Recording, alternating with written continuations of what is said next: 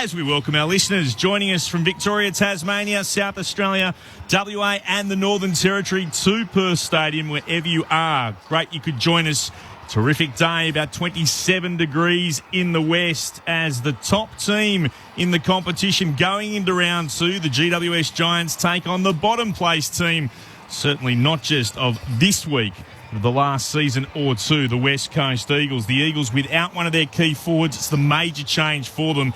Out with a knee injury, Oscar Allen, but they also decided to omit two players who've spent some time at the top level, Alex Witherden, and a key one, of course, Andrew Gaff, dropped after 276 AFL games. He did play okay, all the reports, in the WAFL reserves for the Waffle Eagles.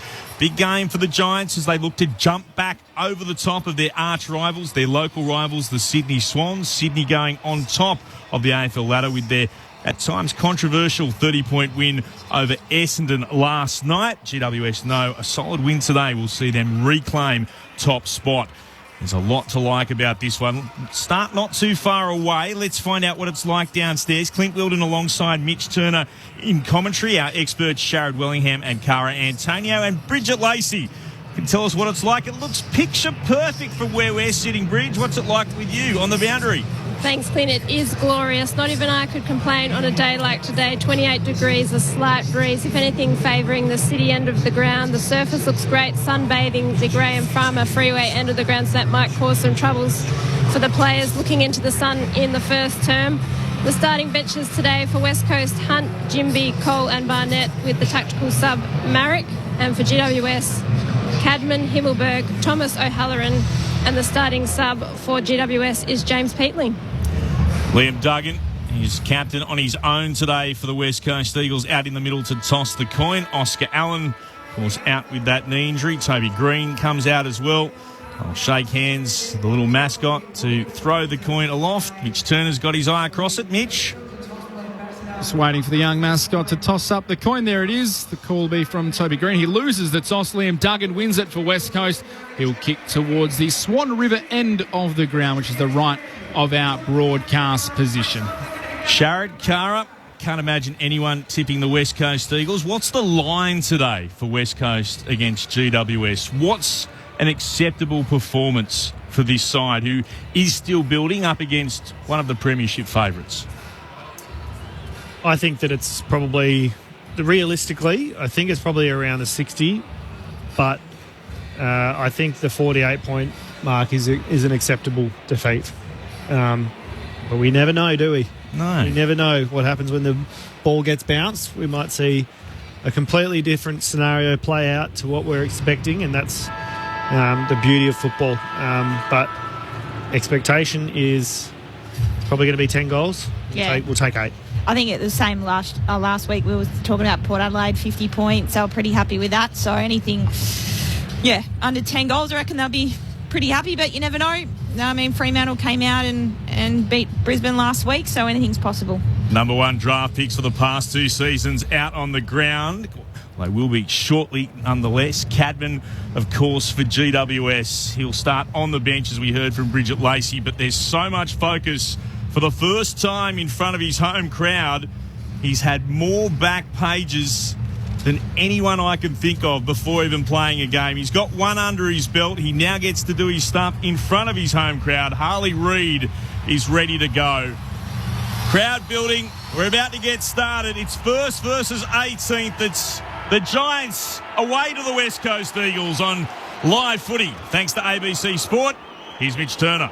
It'll be Williams and Briggs to do battle in the first bounce. We're underway in the final game of round 2. Ball was won by neither ruckman. Harley Reid, his first involvement, dives on top of the ball right in the middle of the ground. He's wrapped up.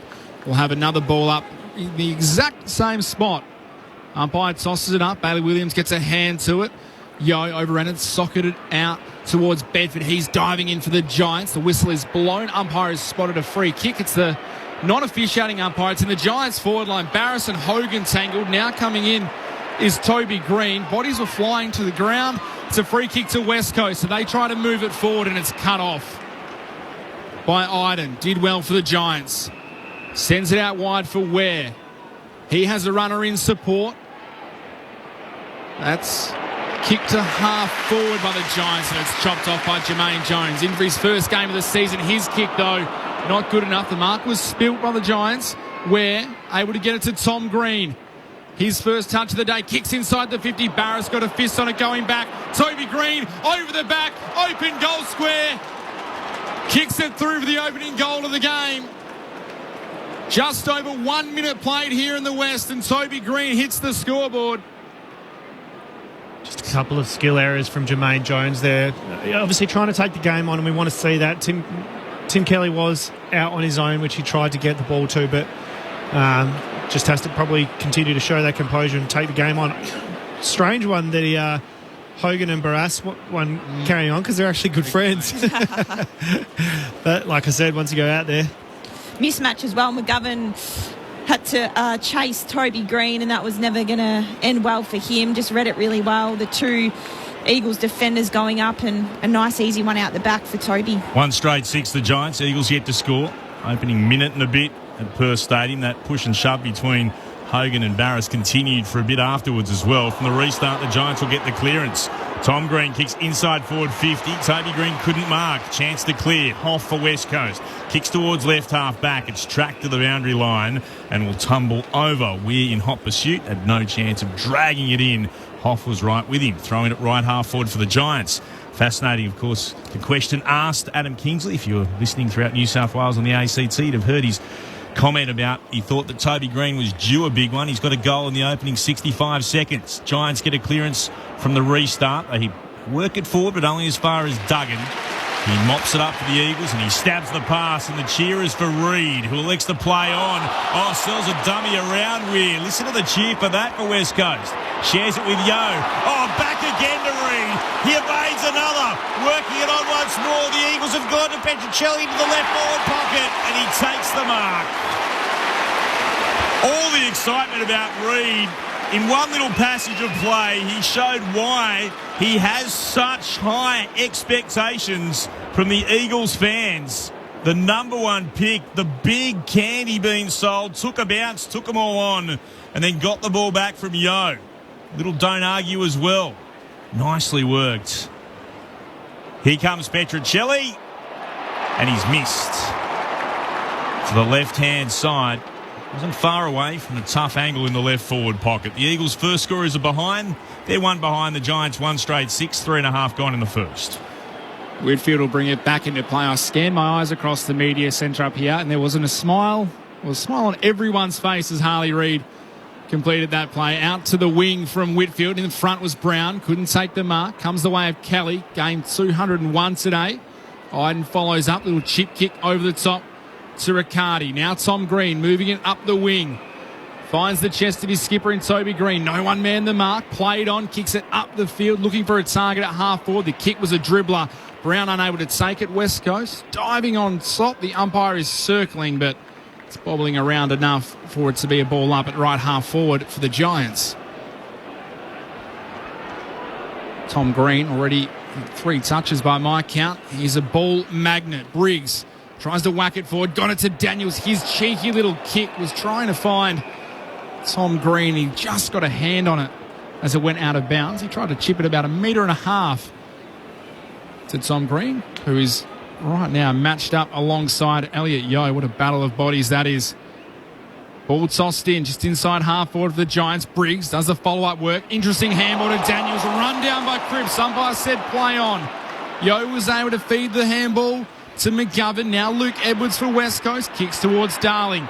Buckley had front position, but Darling got out the back. Tapped it to Waterman. He handballs it back to Darling, and his kick up the wing is good for Petruccelli. He'll wheel inboard and spots Kelly, who marks in space at centre-half forward, runs inside 50 and shoots on goal. The Eagles have got there first. And West Coast hit the front at the 5-minute mark. Who would have thunk it? 1-1-7 to the Giants, 1 straight 6. Plenty of football left in this game nonetheless, but 5.5 gone in the opening term, and an almighty roar rings around Perth Stadium. Just smart running patterns by Tim Kelly to hold corridor. Great look in from Petricelli and a really nice finish just inside 50. Momentum swinging really early at the start of this game. I'm liking what I'm seeing for the Eagles. Just the contest, like I mentioned pre-game, the contest from Darling, didn't get a touch there, but didn't get beaten in the contest, and then just the knock-on up the wing, kept the ball in motion, and it just makes it so much easier for the forwards. Ball back in the middle of the ground. Umpire bounces it up. Williams, read it best, was able to tap it to his own advantage, followed it up, his handball, ricocheted off a Giants player. Kelly was able to tap it to himself, then got it back from Cripps. Handballs forward to Brockman. He was stripped of it. Briggs picks it back up for GWS. Then Cornelio to Green, running through the middle of Perth Stadium, takes a bounce, kicks inside the forward 50. It's too low for Cadman, can't handle it. In there is Jamison for West Coast. His handball missed the target. Following it up is the Giants. Snaps on the boot is Cadman. He drills the goal from 35. Harley Reid at one side for West Coast showing his talent. Aaron Cadman on the other end for the Giants, and he puts them back in front. 2 straight 12. West Coast 1-1-7. Almost 7 minutes played here. Opening term. Live footy on ABC Sport. Our experts, Cara Antonio and Sharad Wellingham. Just great pressure build up there from the Giants. Didn't hit a target inside forward 50, but great follow-up, and the mids pressing in to have great presence, and Cadman a really nice finish around the corner. Eagles fans weren't happy with the holding the man call, but I don't think there was too much in that one. Great start of the footy game. Giants back in front by 12. 7.5 gone, opening term. Good bounce too in the middle. Taking clean possession, Briggs got it onto Cornelio, arches the back and gets away from Kelly. Runs to centre half forward, kicks towards full forward. Jamison diving forward. Great mark. The youngsters struggled to find his place for West Coast in the last season or two. That was a good defensive effort. Kick beyond defensive, 50 to left half back. It's been locked in here. Ware couldn't take it. Pressure came from Kelly. Ware dived on top of it. Ball up the call. Umpires got the hat on, wearing the cap to protect his eyes from the sun. Briggs wins the tap down. Free kick for a holding decision going the way of the Giants. We'll come back here. Taken by Briggs. He'll have it about 70 from goal at right half forward. GWS by 5 points. 8 gone in the first. Briggs sends it inside the forward 50, looking for a target. Eagles have the numbers. Cole spoils it to space. Himmelberg picks it up, sold the dummy, got the handball out to Perryman. His shot on goal from 45 is shallow and across the face, and Barris punches it through for a minus score. So first blemish on the Giants score sheet. 2-1-13, West Coast 1-1-7. Little trundle from McGovern up the middle, and he kicks up the corridor. Backing back, Jimby couldn't mark. Petricelli gathers, pops a hand pass over the top to Brockman. Hand pass on again to Jimby. Great play from the Eagles. Open goal square. Jimby shoots. It'll bounce. It'll roll through to the right. Missing by less than a metre. Minus score to the Eagles. 1-2-8. GWS 2-1-13. 9 gone in the first. End-to-end footy. Yeah, both teams really trying to move it at pace at the moment. The Giants kick in, finds Himmelberg inside right half back. Now called to play on. Kicks it up the wing. Big pack forms. McGovern and Barris are there for West Coast. Can't take the mark. The umpire spots a free kick, and it's a hold going the way of the Giants. It'll be Jesse Hogan's free kick on centre wing. No one manning the mark from West Coast, so he does decide to play on.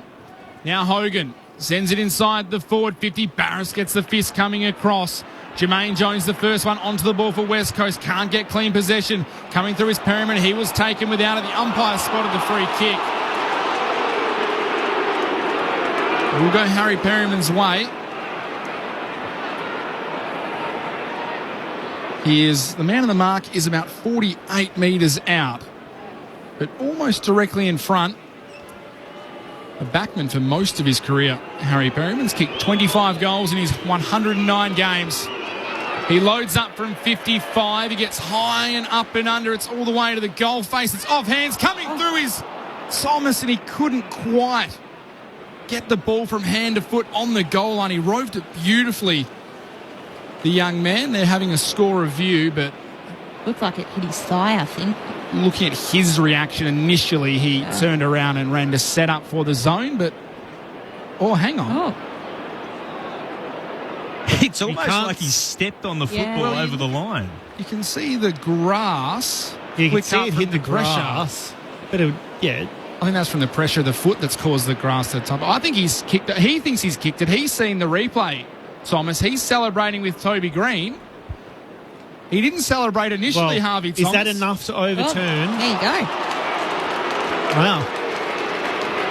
So the goal is paid in the end. Harvey Thomas turned around and ran off like he'd missed the ball, but You've heard of walking the football over the line. He's actually walked the football over the line. He stood on it, rolled his foot over it, and that's how the goal's been scored. That's ridiculous. he got himself in a good position. But anyway, it is the third goal for the Giants. 3-1-19. West Coast 1-2-8. An 11-point lead to the Giants. Bridget Lacey downstairs on the boundary. Yeah, Adam Kingsley in his customary place on the bench, coaching from there and looking quite relaxed. Not like the start of last season, but Adam Simpson's joined him down here as well now, midway through this quarter, so that's interesting to see. He's just chatting to Tim Kelly as we speak. Seen a few remarkable goals in this round. Amati last night with the little back flick. Yeah, Marty Party, they called it. That wasn't a Marty party. That was not as spectacular, but just as strange. And the restart, West Coast will win it down to Yo, who's tackled immediately, locked up and taken to ground. Ball up will be the call. Stephen Cornelio got him. Ball up just commentary edge of the centre circles. Arnett up against Briggs. Briggs won it down for the Giants. Yo's able to pick it up. Throws it on the boot immediately. Puts West Coast deep into the right forward pocket. But will be allowed to bounce. It'll go over the boundary line. It'll tumble through. That's going to be a throw-in. Idun was calling for deliberate, but it was just belted forward by West Coast from the centre square. There was players in the vicinity. Waterman, the other one, chasing towards. Throwing 40 out from the Eagles attacking goal. They're going to the right of our broadcast position in this quarter, the city end of the ground. It's thrown in. Darling does the ruck work and Briggs over the top. Little back heel. Hunt tries to dive on top of it. Missed it. Still piling in there. Trying to get to it. West Coast had numbers. It's been held in. Long dived on top of it. Ball up will be the call. It's at right half forward for West Coast, who trail by 11 points. 13 gone in the first term. Barnett and Briggs go at it in the ruck knock. Comes off hands the way of Jaden Hunt. He tries to work it forward for West Coast. Gave it straight to Cornelio. Stood up in the Yo tackle, but he's turned it over. Harley Reid from right half forward. Kicks to the goal square. And Jake Waterman takes the mark. One-on-one with Connor Iden. Slipping to the ground, and he managed to reel it in. He'll kick for goal in the goal square directly in front. 5 metres out. All class that. Fantastic centering kick to a dangerous spot, and nice by Waterman. Waterman bangs through the goal. West Coast get their second. 2-2-14. They trail the Giants 3-1-19. Waterman kicked 4 goals, 2 in that round 2 win last year against the Giants here. They'll need a big bag out of him today. It's Turner here, ABC Sport. Clint Wilden alongside me, Cara Antonio, Sharon Wellingham. The boundary lines really are just a guide these days, aren't they? I was about to say, I reckon that was out of bounds. I was waiting. Not quite as bad as Higgins Or as bad as Langford last night. or as bad as Langford. Or a Waterman. Who also played on in front of the mark. There's no doubt. If it was a Mark Langdon last night, he's played on in front of the mark. Yeah, You which hit tapped Langford. Harley Reid on the back bench, Shaz, and said, keep going, kid. He's been involved in a couple of really nice passages, Harley Reid. It's great to see. Great passage, great delivery. Certainly was out of bounds. Eagles won't care, and they win the clearance. Barnett got it down to Reid. To Yo, back to Reid. Big cheer every time he touches the footy to Jinby. Bounces a pass to the captain in Duggan. Worked it on again to Cole. From centre wing, kicks towards left half forward. Ball's allowed to bounce. Petruccelli tries to go after it. Cadman got it for the Giants. Umpire spotted a free kick. It's going the Eagles' way. Taken high was Petruccelli, and he'll have it 60 from goal.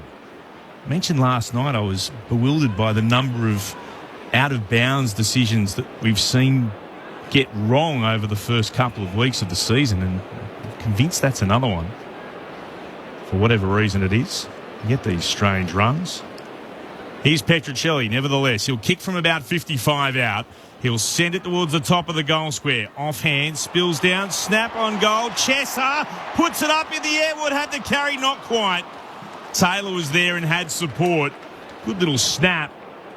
The Giants rushed it through for a minor score. 2-3-15 the Eagles, 3-1-19 the Giants, 16 gone in the first. Whitfield ran out of the square, gave it to Iden. His kick long to the wing. Brown couldn't mark. Barras did well. Then Cole spills it for West Coast and it rolls out of bounds on the far side of the ground for a boundary throw-in.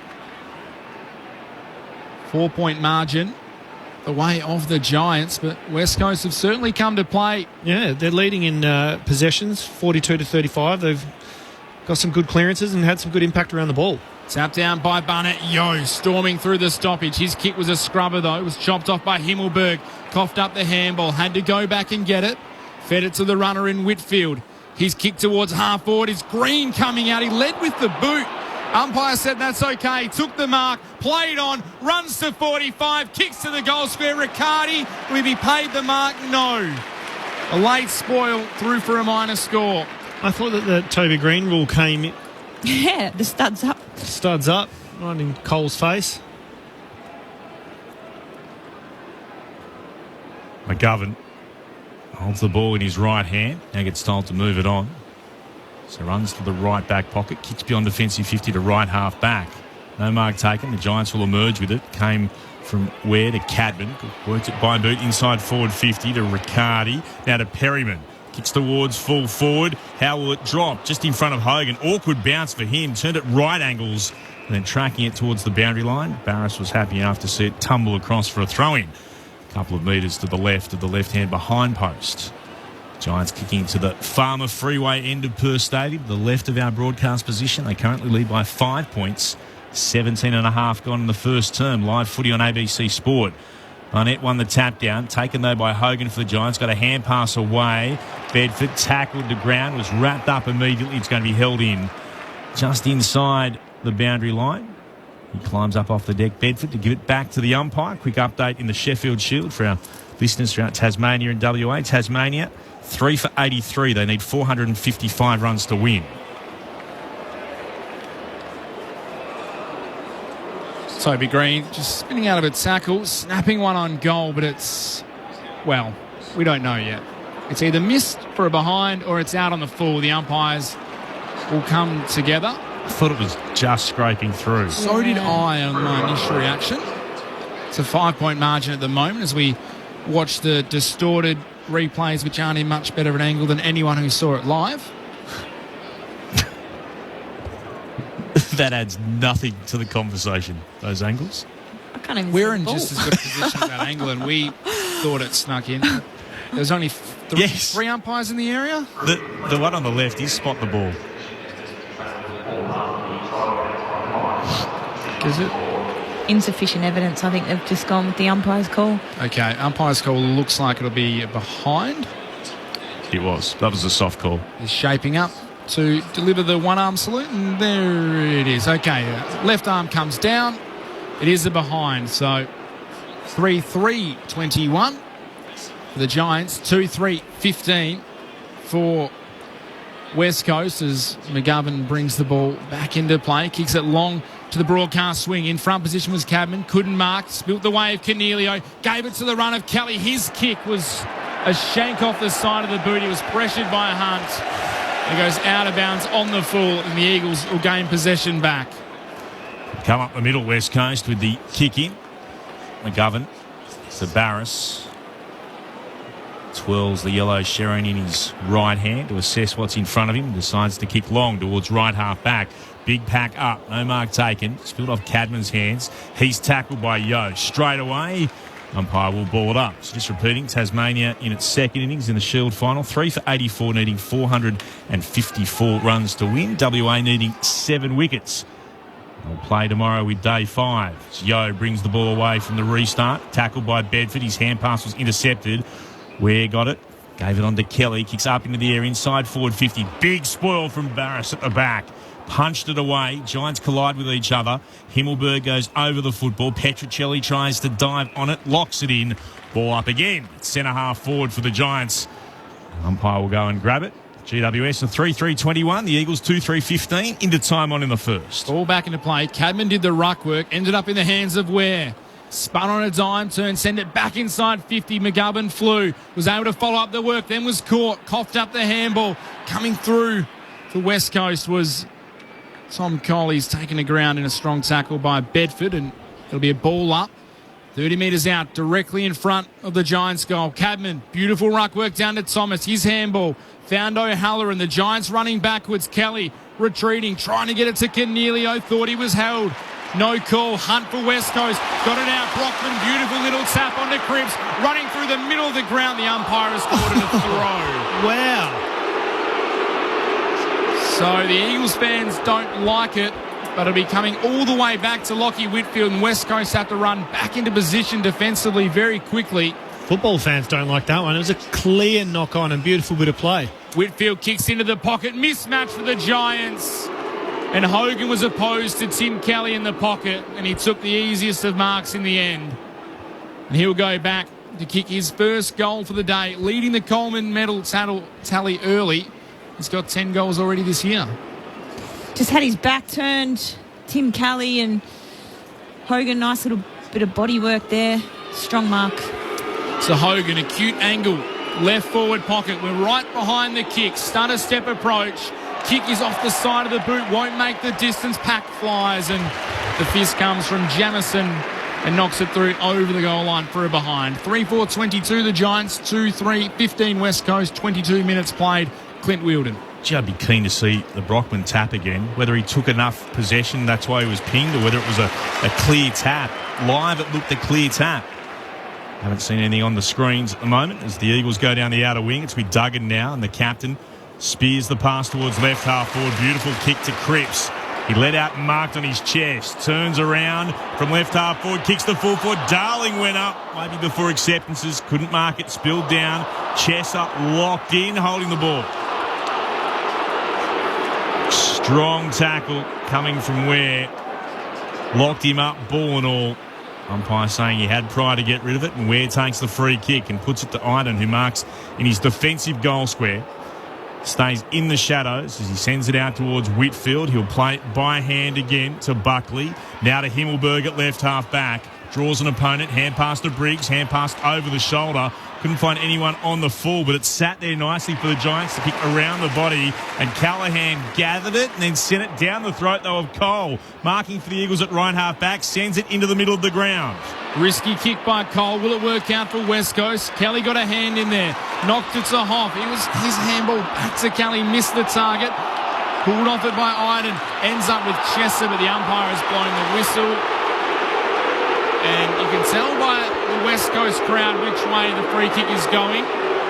And 50. And 50 metres. So throwing the ball was incorrect disposal to call. Tom Green will be marched from just beyond defensive 50 to the attacking edge of the centre square.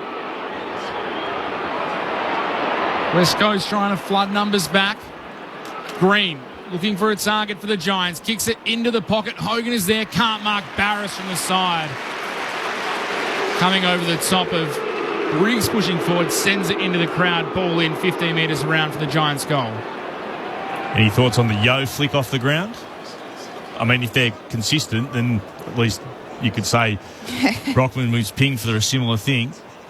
Didn't actually take clean possession. Did just flick it up in the air from the deck. Briggs won it down. Got it to Toby Green for the Giants. Here's Thomas. Hand pass back into the corridor. Callahan went to ground. Hunt looks to soccer it away. Beyond his defensive 50 into the centre square. It's still there for Thomas. Hand pass was a bit hot to take it first time and then tackled the ground after O'Halloran got a hand pass away.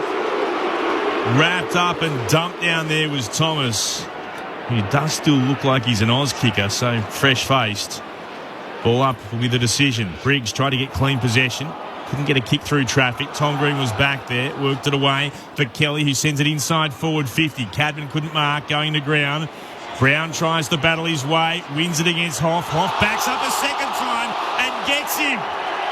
Free kick Eagles holding the ball against Brown. That was well done from Hoff, because for a moment it looked like Brown was going to get away, but the second effort saw the Eagles rewarded with the free kick in the right back pocket. The Giants lead by 7, 25 gone in the first. Live footy on ABC Sport.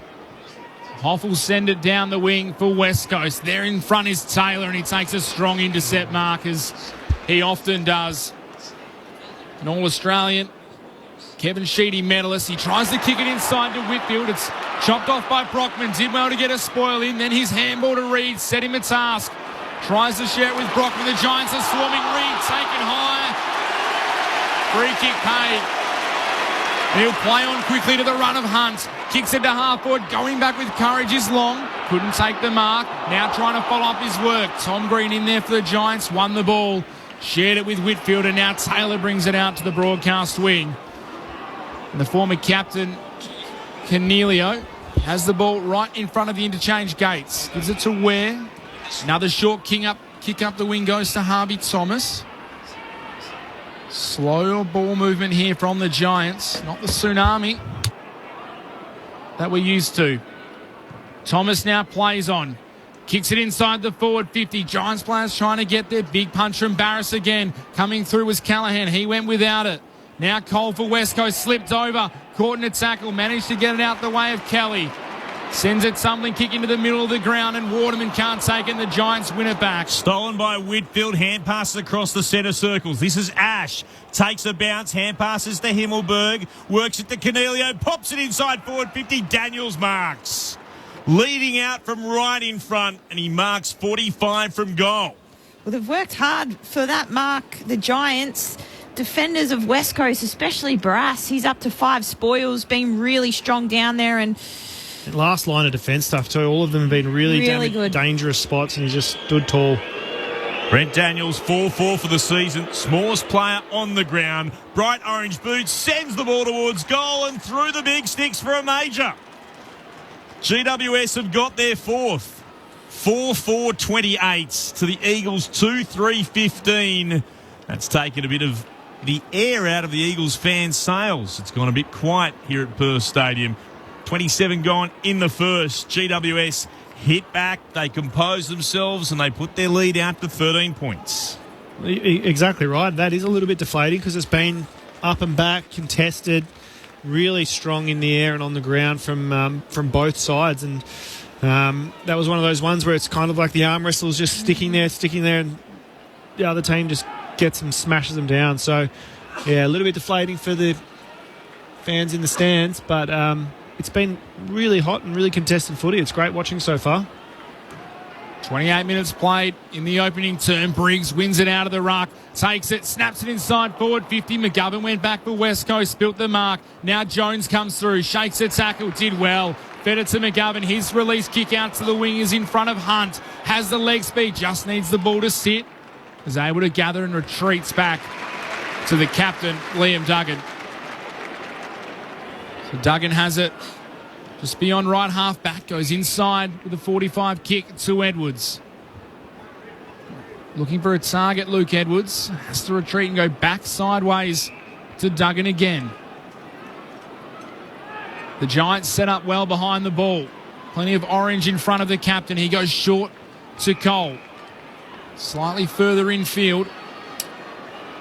Tom Cole now wants to move it on. Gives it to Jermaine Jones. Ran past. Didn't want the handball. So Jones has it on the wing. And West Coast still moving slowly. Cole continued his run. Got the next kick. Wants to move it quickly. Finally plays on. Now the kick goes inside the forward 50. Darling in a wrestle with Taylor. A brilliant mark taken by the All-Australian. Darling's tried to claim it off him, but it was clearly taken in the left back pocket by Sam Taylor, and he is one of, if not the best, intercept marker in the game at the moment. Here is Taylor. Long kick beyond defensive 50 to left half back. Jamison got a fish to it against Riccardi. Threw it out over the boundary line and into the locker room. Corporate area downstairs where the Eagles run out, or Fremantle do as well, where the home side runs out of here at Perth Stadium. Well, spun back in at right half forward for West Coast. Williams' front position went to ground against Briggs. Cornelio picked it up, worked it onto Daniels. The Giants are away through Whitfield. Keeps running to the logo on centre wing commentary side. Poor kick inside 50. Oh, Jamison lost it in the sun. Couldn't mark. Riccardi picked it up. Here's Toby Green. Chips around the body. Waiting underneath it, Hogan. Great score from Cole. Looked like, for all money, a Giants goal, but it spilled to McGovern from the Cole spoil, and he finds Duggan in the right back pocket, who sends it beyond defensive 50 to Hunt, who marks it right half back. The Giants by 13, half an hour gone in the first. West Coast, desperate defending there, saved an almost certain goal as Hunt now sends it up the wing. Bailey Williams gets to the front. Darling had hands at the back. Couldn't take the mark. Got the handball to Kelly. His handball was a bit hot to Yo. Went without it. Then went back and picked up the footy. Dribbles it to half forward. Buckley's there, though, to outfox Cripps, and he works it over the boundary line very cleverly. It'll be a boundary throw in 55 metres around from the West Coast goal. 13-point margin, 31 minutes played. Opening term. Live footy on ABC Sport. Williams and Briggs do battle. Ball comes down the way of Harley Reid. Shakes the tackle with strength. Gave it to Kelly. Now Yo, but his handball to Cripps running past inside the forward 50. It was too hot. They weren't on the same page. It's out of bounds for a throw-in. Still plenty of time remaining for a score either way in this first quarter. Briggs and Williams. Briggs gets to the front, tapped it in the path of Cornelio. Yo was there to knock it away. Then Briggs follows up his work. Gave it to Perryman. The kick outside defensive 50 is a good one. Brown spilt the mark and is crunched by Duggan over the boundary line, and he wants to go on with it. Jones, Duggan, Brown. Now Tom Green, and in comes Harley Reid at the end. Little jumper pull, but the players are almost separated. Jones and Cullen Brown still going on with it. Finally, the players separate and the ball is tossed in. Getting first to it, Briggs won it down to Tom Green for the Giants. Snapped around the body. It'll bounce past centre wing. McGovern couldn't take it cleanly under pressure. Hogan picks it up from the deck. Hand passes to Whitfield running by. Kicks GWS into the left forward pocket. Riccardi was all on his own. And he takes an uncontested mark. He can have a shot. It is a tight angle. He's only 2 or 3 metres in from the boundary where he'll start his approach in the left forward pocket. He'll kick from 45 out. Not sure how he ended up in so much space on his own then. Bit of ball watching, I think, from some of the West Coast defenders. Riccardi, 3-2 for the season. Starts it on the right. We're right behind it. That's a beautiful kick. It is straight through. Wonderful goal for GWS and for Riccardi. The 24-year-old sees the Giants' lead stretch again. 5-4-34 GWS. The Eagles are 2-3-15. 33 minutes gone in the first. The Giants out by 19 points. Earlier today, Port Adelaide by 30 over the Tigers and the Bulldogs by 48 against the Suns. I think we're just seeing a little bit of that class and experience shining through at the moment, and ability to anticipate offensively is really there. I mean, that not that positioning was anticipation. That was purely someone not manning up correctly from a stoppage, I think. But yeah, in tight, we're just seeing that little bit of cream rise to the top with GWS at the moment. Kieran Briggs v. Williams in the ruck. Briggs taps it down. It was a shallow bounce from the umpire. Now Cornelio soccers it forward. Bedford, good handle, picked it up cleanly. Gave it to Callahan. Wants to spin back onto his left foot. Kicks it long inside the Giants. Attacking 50. Riccardi spilt the mark. Went through the hands. There was a push and it was against Brown. He shoved Cole to ground off the ball. That'll be the final play of the first quarter here at Perth Stadium. Live footy on ABC Sport. The final game of round 2. The Giants 5-4-34 lead West Coast 2-3-15. Hot start from West Coast. Came out of the blocks solidly, but the Giants eventually showing their class and working their way to the front. Mitch Turner here. Our experts, Cara Antonio, Sharad Wellingham, alongside me, Clint Wilden. So the goal kickers for the first term for GWS, Green, Cadman, Daniels, Riccardi and Thomas. While for the West Coast Eagles, goals have come from Tim Kelly and from Jake Waterman. Quarter time in the West, the final game of round 2. It's the Giants 5-4-34 to the Eagles 2-3-15. Wherever you are on ABC Radio, ABC News Radio, Sport Digital, and of course streaming on the ABC Listen app. Look for the AFL button. This is live footy on ABC Sport. Time for the family road trip. 98. The big prawn. Yes. 99. The big mosquito. It's a real one. And 100. Easy. The big Listen app. Cool. The ABC Listen app has a big array of road trip-ready podcasts, radio, audiobooks, music and sport. Something for everyone. I guess it has to be big to fit in all those podcasts. For a big selection of audio entertainment. Really, Dad? Listen big. Download the free ABC Listen app today. This is ABC Sports coverage of the 2024 AFL season. Every match on the ABC Listen app. Look for the AFL button. Crowd building. We're about to get started. It's first versus 18th. It's the Giants away to the West Coast Eagles. Tom Green, his first touch of the day, kicks inside the 50. Barra's got a fist on it going back. Toby Green over the back, open goal square, kicks it through for the opening goal of the game. Just over 1 minute played here in the West, and Toby Green hits the scoreboard. He'll wheel inboard and spots Kelly, who marks in space at centre-half forward, runs inside 50 and shoots on goal. The Eagles have got there first, and West Coast hit the front at the 5-minute mark. In there is Jamison for West Coast. His handball missed the target. Following it up is the Giants. Snaps on the boot is Cadman. He drills a goal from 35. Harley Reid at one side for West Coast showing his talent. Aaron Cadman on the other end for the Giants, and he puts them back in front. Harley Reid from right half forward, kicks to the goal square. And Jake Waterman takes the mark. One-on-one with Connor Iden. Waterman banks through the goal. West Coast get their second. 10 passes to Himmelberg, works it to Cornelio, pops it inside forward 50. Daniels marks. Leading out from right in front, and he marks 45 from goal. Brett Daniels 4-4 for the season. Smallest player on the ground. Bright orange boots sends the ball towards goal and through the big sticks for a major. GWS have got their fourth. The 2024 AFL Premiership season. On your radio. ABC Sport Digital. And on the ABC Listen app. Clint Wilden with you at Perth Stadium. As always, we'd love to hear from you wherever you are around the world. 0437 774 774. Sue says, listening from the Falkland Islands. I heard some retired players were on the over with their kids having a play, which would have been a buzz for many.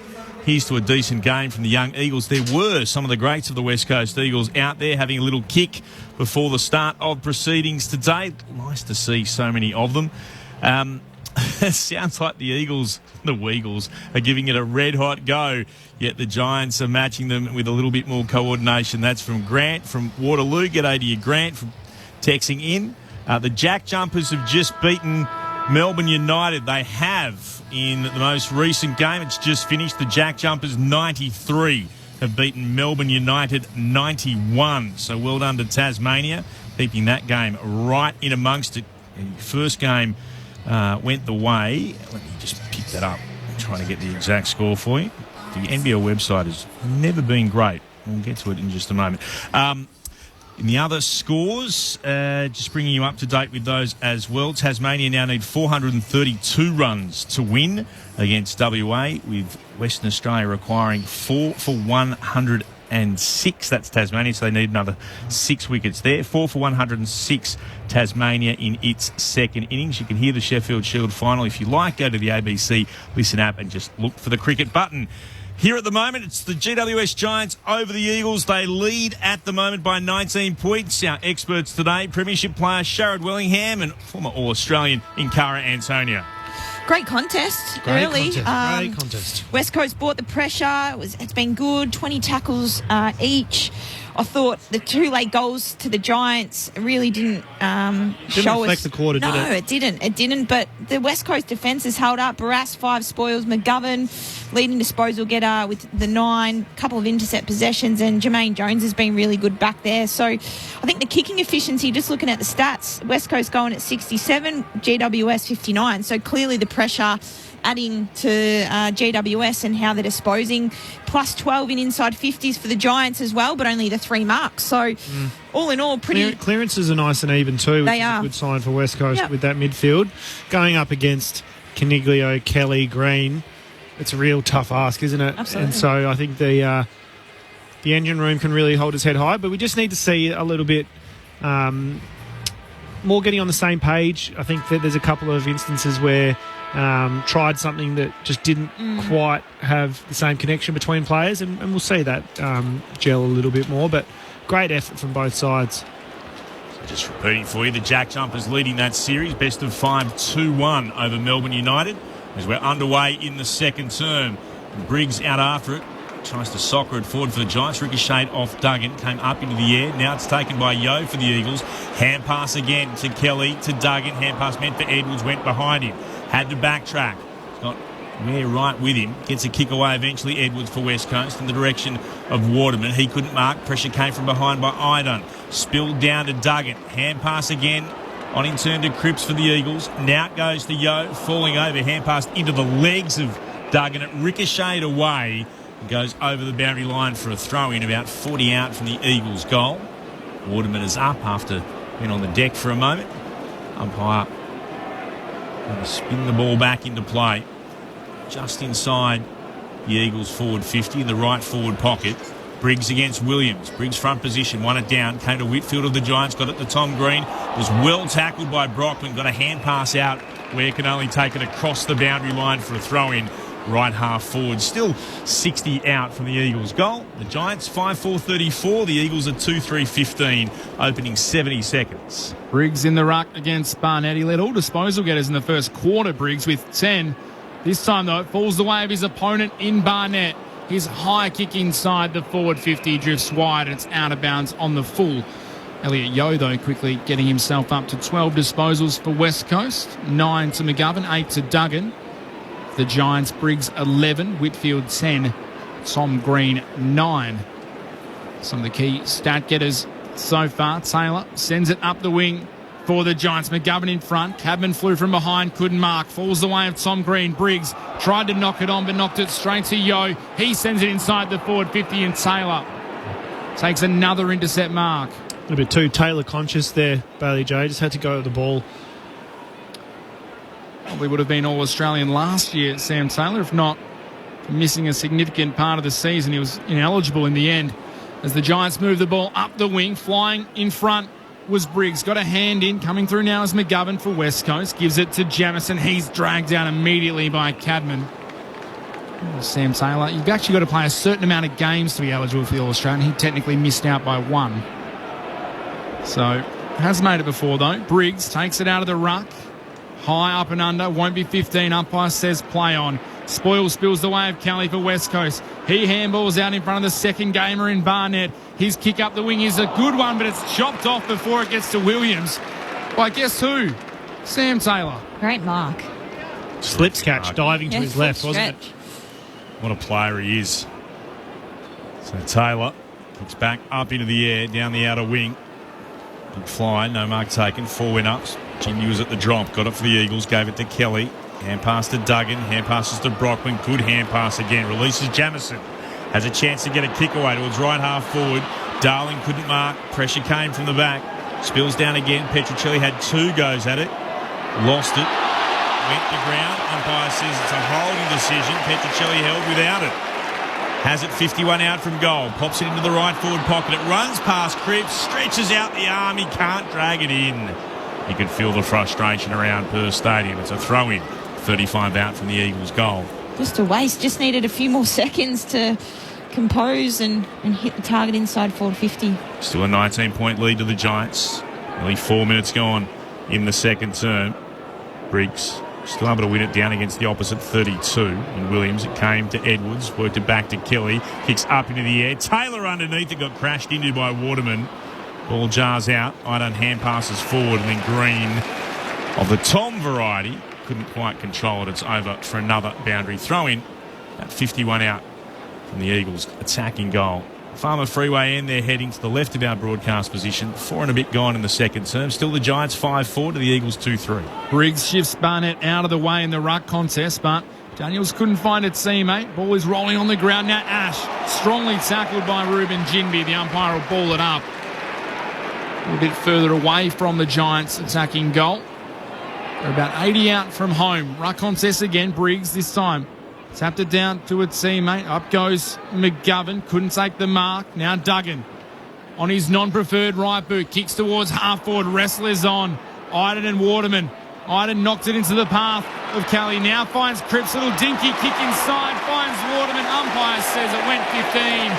Crowd wanted 50 of the late contact from Buckley, but none coming. So Jake Waterman will go out, have a shot for goal about 25 metres out. Very tight angle to the right. Much better. Just composed. Nice chip over to find Waterman.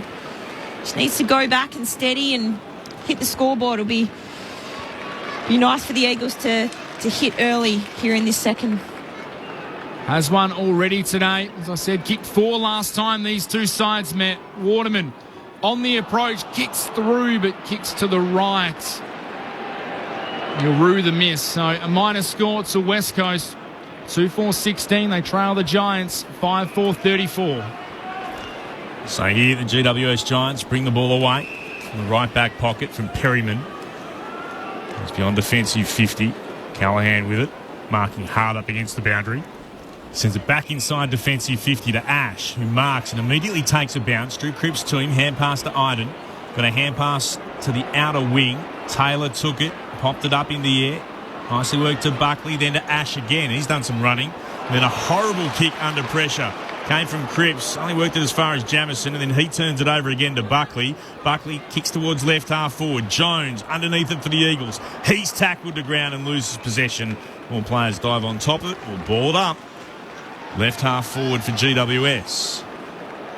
In the shadows as the sun sets to the right of our broadcast position. Jindy takes possession after the tap and he's locked in by Briggs. Not coming out of there. A little bit of afters here. Reid goes in to try to lend some support. Plenty of jumpers being pulled in all of this. Eventually Briggs is allowed to get up. He'll battle here against Barnett. Briggs for the Giants, won it down. Umpire spotted a free kick here. It's the non-controlling umpire from a good 40 metres away has found one that will come here to Jimby of the West Coast Eagles, and he plays on by hand to Jones. Jones gives it off to a teammate who kicks it inside the forward 50. Going back is Waterman. Giants have the numbers. Then Darling coming through is taken to ground. Good work by the Giants player in Buckley to roll the tackle and not fall in the back of Jack Darling. There'll be a ball up 40 metres out directly in front. Briggs taps it down to Kelly, clears the defensive 50, looking for Brown. Good punch from behind to McGovern.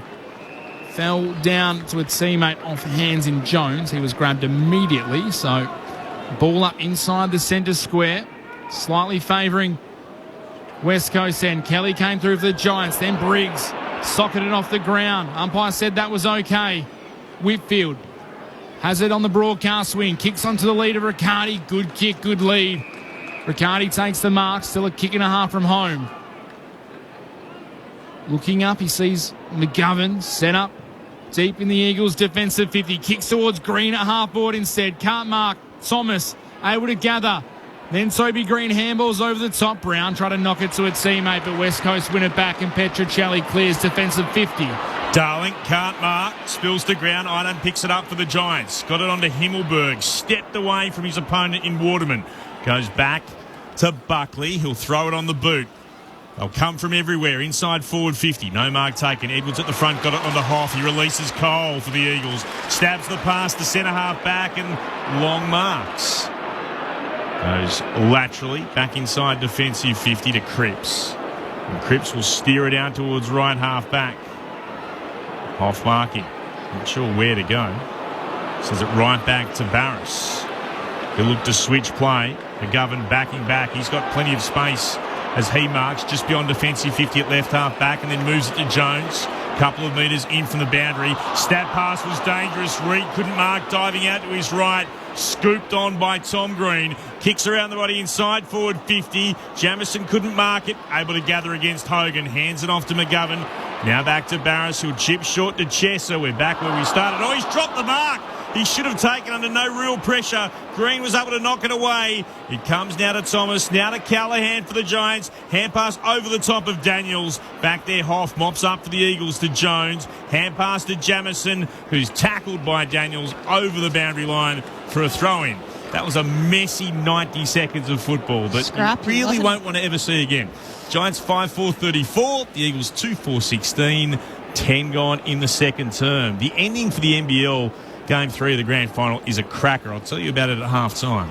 Terrific work by you there, Clint Wilden. That was a horrible minute of football as the ball's back into play. Yo tries to clear defensive 50 for West Coast. Got the kick out in front of the path of Petruccelli. Took the mark, arched the back, ran down the wing. One bounce gives it to Waterman. What does Waterman have in front of him? Cripps running towards half forward. He takes the mark, plays on, gets into trouble. He's caught by Taylor. He kicks towards Long. Fist from behind from Buckley. Falls now to Hoff coming through at Chesser. He's trying to break through the pack in the bright blue boots and he can't. West Coast just wanted to go quickly. Couldn't make it work. It's a ball up at left half forward. Darling will do the ruck work. Coming in as Briggs. He just slaps it into space. Chesser's the first there for West Coast. His handball inside. Cole had to go and gather it. Managed to get it back to Chesser. Yo took a short kick play on, not 15. Now diving back in was Cole. The Giants win it back. Cornelio pulls it out of the congestion. Gave it to Bedford. And now the Giants are away through the middle of the ground. Perryman kicks looking for Toby Green. Juggles the mark on the outer edge of the centre square. Puts the Giants inside forward 50 to Hogan.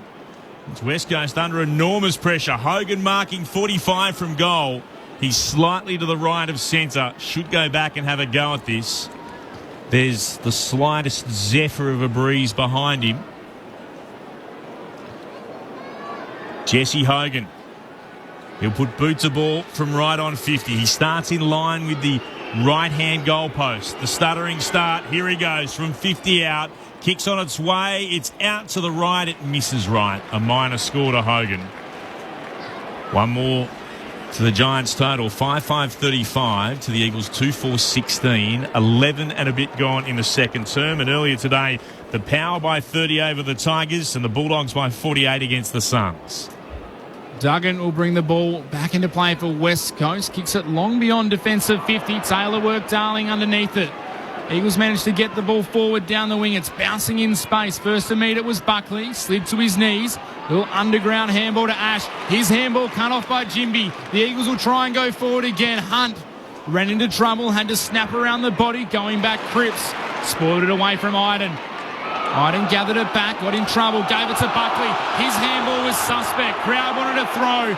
Ended up with Barnett. He was stripped of the ball. Green pumps it forward for the Giants. Hogan on the wing, can't take possession. He eventually got it to Green, but he is knocked out of bounds by Jeremy McGovern. It'll be a ball in. Just in front of centre wing, favouring the Giants slightly. I did just watch the end of the NBL finish there, and that was incredible. He didn't oversell it at all, Clint Wilden, as the ball's tossed back in. Over the top, doing the ruck work, Riccardi. Got it to a teammate, now Green. Into open space, got it to O'Halloran. His kick inside the forward 50s. Crunches, he kicks it, gets it away. It bounces in front of Barris. Almost goes out of bounds, but the Eagles regather and Barris repels from defence. Up towards centre wing. Big pack up, no mark taken. Hilberg tried to spoil it away. It spills down to Cripps and he's tackled. It's going to be held in here. Ball up will be the call. Thanks to Corbin Middlemass, who actually sent me the final few seconds a moment ago. Here's Reed out after it for the Eagles from the restart. Slid down, picked it up, emerged with a beautiful play. Hand pass to Cripps. His hand pass was to Yo, went behind him. It wasn't a great hand pass. Yo couldn't drag it in. It's across the line for a throw-in. The cheers you hear are for Harley Reid. So he makes his way off the ground to have a little break on the interchange bench. Spun in again. Riccardi doing the ruck work against Barnett. Riccardi won it down. It comes low for the Eagles. Jinby got it back to Cole. Hand pass, dangerous one. Missed its targeting Duggan. Cadman scoops it up. Gives it on towards Tom Green. Just worked it inside forward 50 under pressure. Toby Green got there. Hand passed forward. McGovern intercepts to Duggan for the Eagles. Now to Hunt in the right back pocket. He takes a bounce. Looks to go beyond defensive 50. Trying to work it out there towards Hoff. He couldn't run onto it. Whitfield coming the other way. Ricochets off him and goes across for a boundary throw in. Right half back for West Coast. 5-5-35 the Giants. 2-4-16 the Eagles. We've gone nearly 15 minutes into the second term. Live footy on ABC Sport. Yo leading all comers on the ground. 16 disposals, has 7 clearances as Cornelio. He gets his clearing kick knocked away. Jinby scoops on it for the Eagles. Trying to handball to Waterman, couldn't find him. Perryman wins it back for GWS. Kicks it up the wing. Chopped off there by West Coast in Hoff. He got it to a teammate in Hunt. He's under pressure from Thomas. How does the umpire see it? Holding the ball. Didn't dispose of it correctly, Hunt. Terrific effort from Harvey Thomas. Now goes inside. Whitfield has the ball in the centre square. There's a player further afield. Himmelberg marks on the edge of the centre square. Broadcast side kicks it towards the forward line. Hogan flies from behind and pulls in a clunking pack mark. Had the run, had the jump. Big set of hands on Jesse Hogan. He'll go back 15 metres out, slight angle. Just caught a little bit offside when GWS did a really good job then of just switching it across the centre of the ground with enough pace, and Himmelberg taking that opportunity, getting it out in front, just caught Tom Barras on the wrong side, playing that proactive defensive positioning. 10 goals for the season, hasn't kicked one today. Thought about the snap, he'll go the conventional drop punt. Stutter step, Jesse Hogan drills at it and he puts it across the face. Barras lets him know about it. A minor score. 5-6-36 the Giants, 2-4-16 West Coast. Just 3 behinds scored 16 minutes into this second quarter. Second behind for Hogan for the day. Here's Duggan. Takes on Toby Green. Got around him and sends a kick high towards centre wing commentary side. Spoilt the back from Taylor. Won it down for the Giants, but the Eagles had numbers there. Worked by Brockman. On in turn to Darling. Hand pass to Jindy. Nicely worked. Now to Yo. Got the arms free. Attempted tackle from O'Halloran, but the hand pass intercepted by Kelly for the Giants. To Himmelberg, to Whitfield, back to Kelly, who's at right half back. Puts the green boots in motion. Kicks from centre half back, but turns it over. Puts it down the throat. Oh, and then a terrible turnover from Duggan. Almost like he was looking for Taylor for the Giants. On centre wing, moved it to Daniels. Headed towards right half forward, and he can't find a target either in orange. He missed Toby Green, and Jeremy McGovern marks. 2 great intercept markers out there today. Jeremy McGovern, he was the king of it a few years ago, and now Sam Taylor probably has taken this role, and they've been sharing it as McGovern puts it down the line and Taylor marks. Quite remarkable. Another intercept mark for Taylor of the Giants. He sends it inboard to Whitfield. He'll go inboard again. It'll bounce on the logo centre wing to Iden. And he's into the centre square for GWS, who lead by 20 points, 18 gone in the second. Iden just goes laterally to Himmelberg. He has it just behind the centre circle. Dangerous kick up the middle, but a good one. Finds O'Halloran. His kick inside the forward 50. Finds Hogan on the lead. He got away from the Eagles defenders. Had some space, takes it out in front. Now he will kick for goal. 45 metres out, directly in front. Has 2 behinds to his name. Hasn't added to his goal tally just yet today. That's the difference, isn't it, in the two sides? GWS hitting those targets through the corridor, lowering the eyes, having patience and composure going inside forward 50. Hogan on the runway. Directly in front, 45 metres out, kicks through the ball. Goal umpire doesn't have to move too much. He gets his first of the day. The Coleman medal leader extends his lead. It's his 11th goal for the season. The Giants get their 6th, 6-6-42. They lead West Coast 2-4-16. A 26-point margin, 18.5 minutes played. Our experts here on ABC Sport. Cara Antonio, former Dockers AFLW captain, former Pies premiership player, Sharad Wellingham. And that's just the difference, isn't it? Both teams have shown up in terms of contest, but just that execution and ability to hit targets under pressure. West Coast are trying to execute and just aren't quite able to do it at the level that's required. We haven't really seen that really big transition of like full ground running from GWS as yet, though, so we've still got that up their sleeve. Restart. The patrolling umpire spotted a free kick. It's going the Giants' way. Come back here to Cornelio. He'll have it just on the commentary edge of the centre circles. Running by Whitfield, receives the hand pass, stabs the ball out to Toby Green. He was on the lead from full forward. He marks 50 out from goal. Lachie Whitfield's been exceptional. 17 touches, 300 metres gained, 90% by foot as well. You want the ball in his hands if you're a GWS player. out on the lead. Toby Green, lace out. Kicked the Giants first in the opening 65 seconds or so. Toby Green looking for his second. Three-time All-Australian sends it on its way. Will it have the carry? Wasn't far away. Just rushed through. They're going to have a chat about this. The goal umpire and the field umpire. Send this upstairs. Didn't see what the soft call was. It's been touched, definitely. Like it's touched a metre in front of the line. Exactly.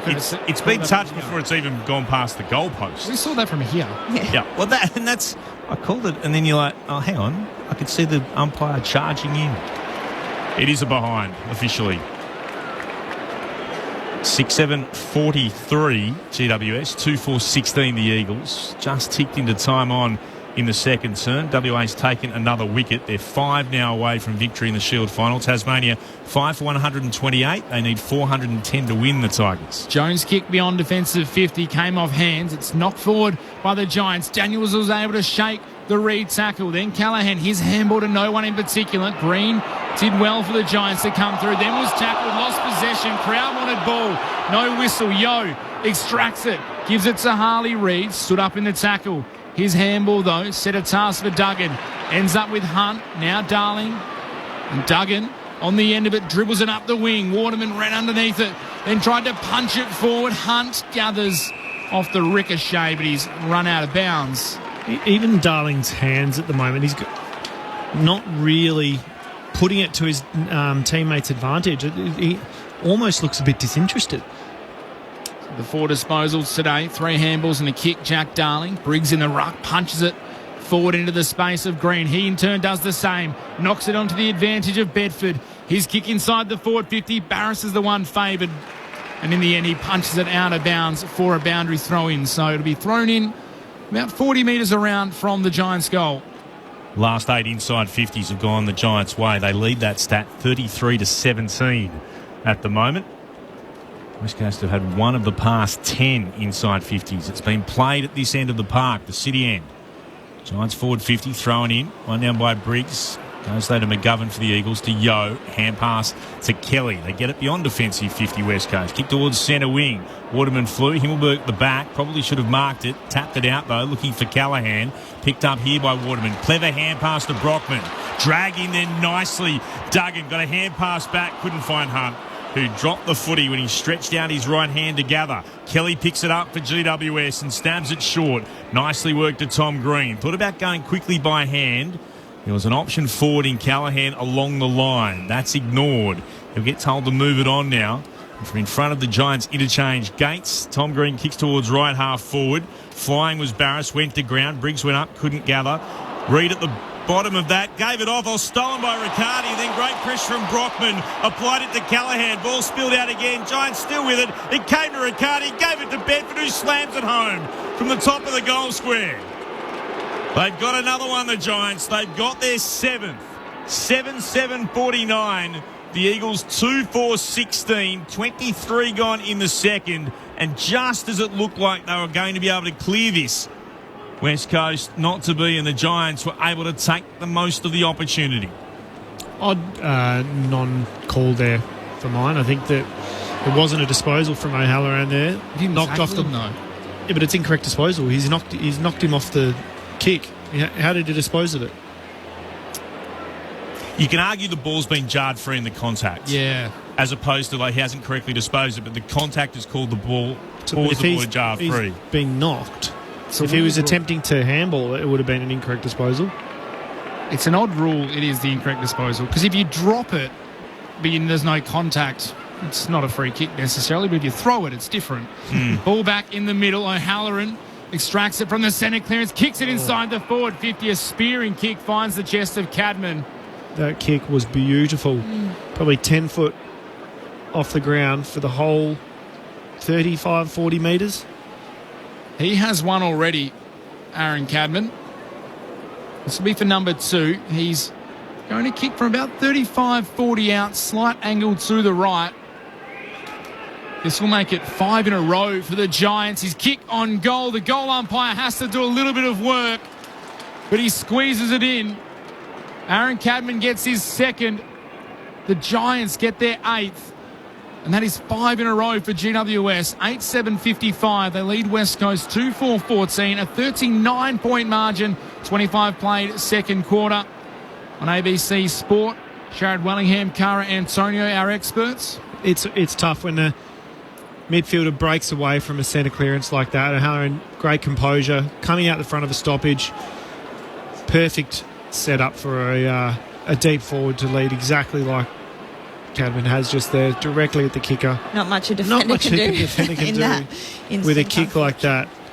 Just getting outbalanced around the stoppage a little bit over the last 10 minutes, I think, as well, West Coast.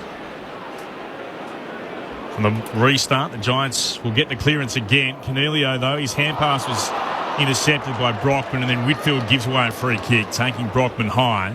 In the centre circles, he sends it towards Waterman, who leads out. Has he been paid the mark? He has. Had enough purchase on it despite the efforts of Himmelberg. And Waterman can go back and try and kick a goal from just beyond 50, 45-degree angle to the right. Good strong mark. Strong mark. Nice lead. Tough good kick. Eyes in that sun good. As well. Very good.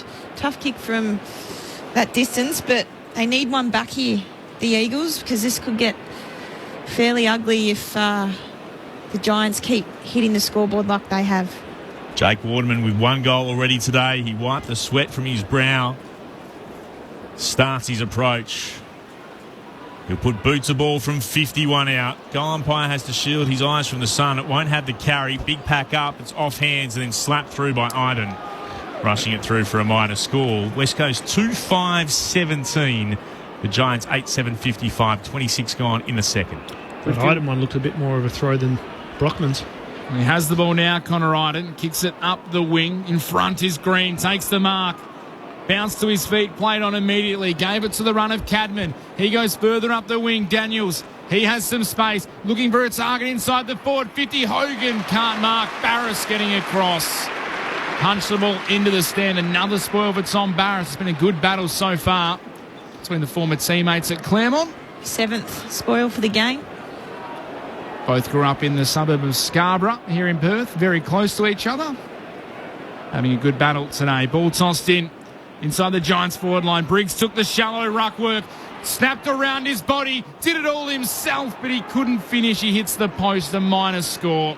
8-8-56 the Giants, 2-5-17 West Coast, 39-point margin.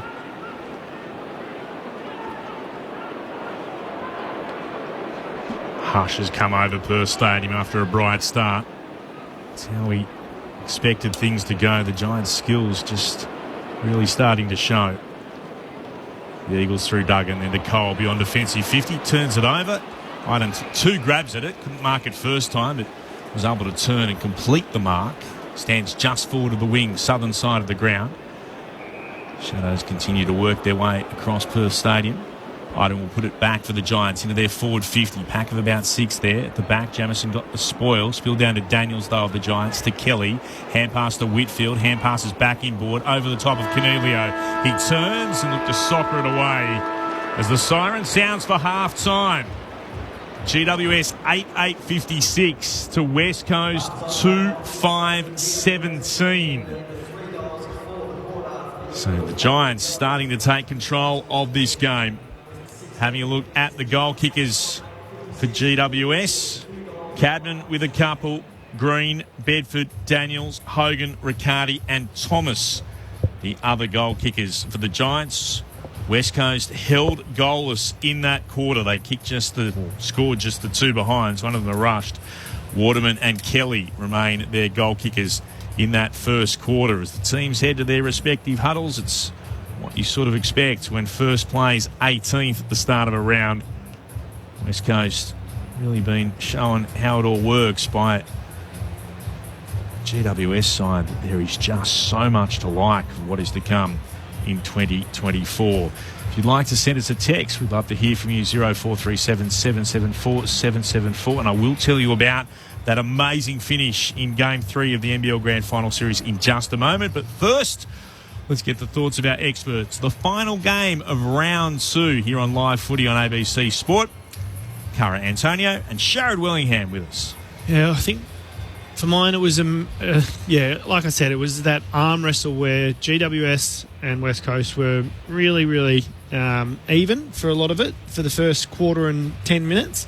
And I think that the skill and class and just ability to execute at that higher level really just came through for the GWS side in the back half of that quarter, where we saw them pile on 3 or 4 goals, was it? And really kind of break away. But even when West Coast are defending, and they're doing a really dour job back there, they are pretty inundated with inside 50s, as we mentioned during the call there. They're doing a pretty good job of holding up back there.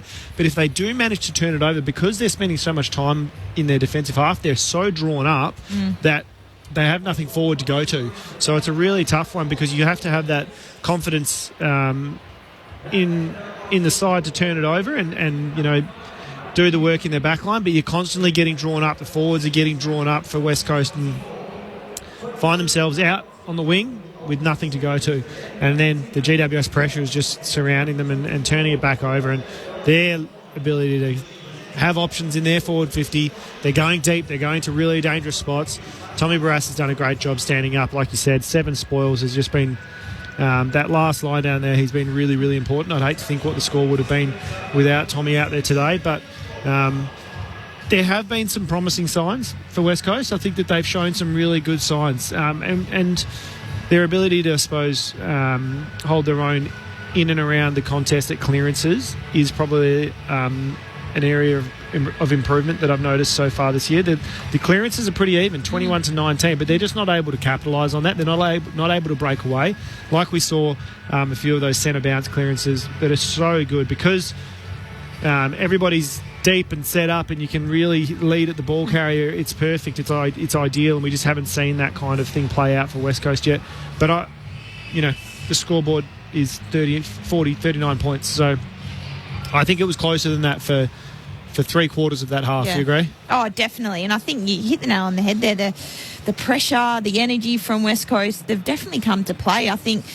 But you're right, they're spending too many tickets helping, the mids and the forwards pressing up and helping defence, but they're lacking a bit of integrity and structure ahead of the ball. So, that just plays into the GWS defenders. They're set up quite strongly, and then they can repel, come inside through the corridor and get them on the outside, the fat side of the ground. For me, big quarters from Tom Green. He had 11 touches, 9 contested, and 4 inside 50s with 3 clearances. He set the tone inside there for the Giants and really arm wrestled that,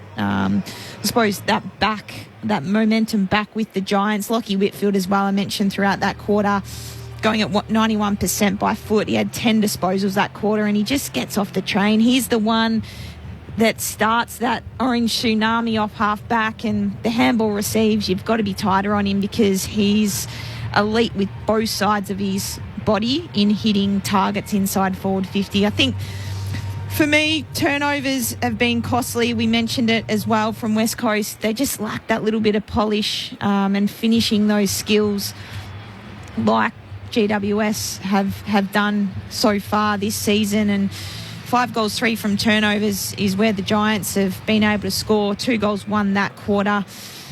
But to be fair, they're +7 in inside 50, the Giants, but you wouldn't, the defenders from West Coast, they've stood up.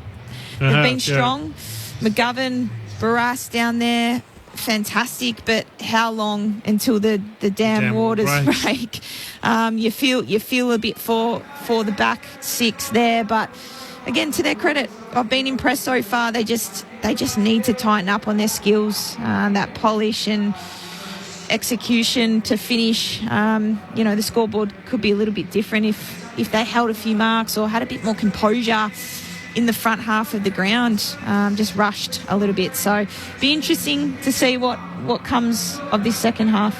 Well, I feel like we haven't seen enough. There hasn't been enough possession inside forward 50 for West Coast. GWS are doing, like I said, they're doing a really good job of turning it over, but they're turning it over in the middle of the ground. Their wall's set up all the way up here through the wings.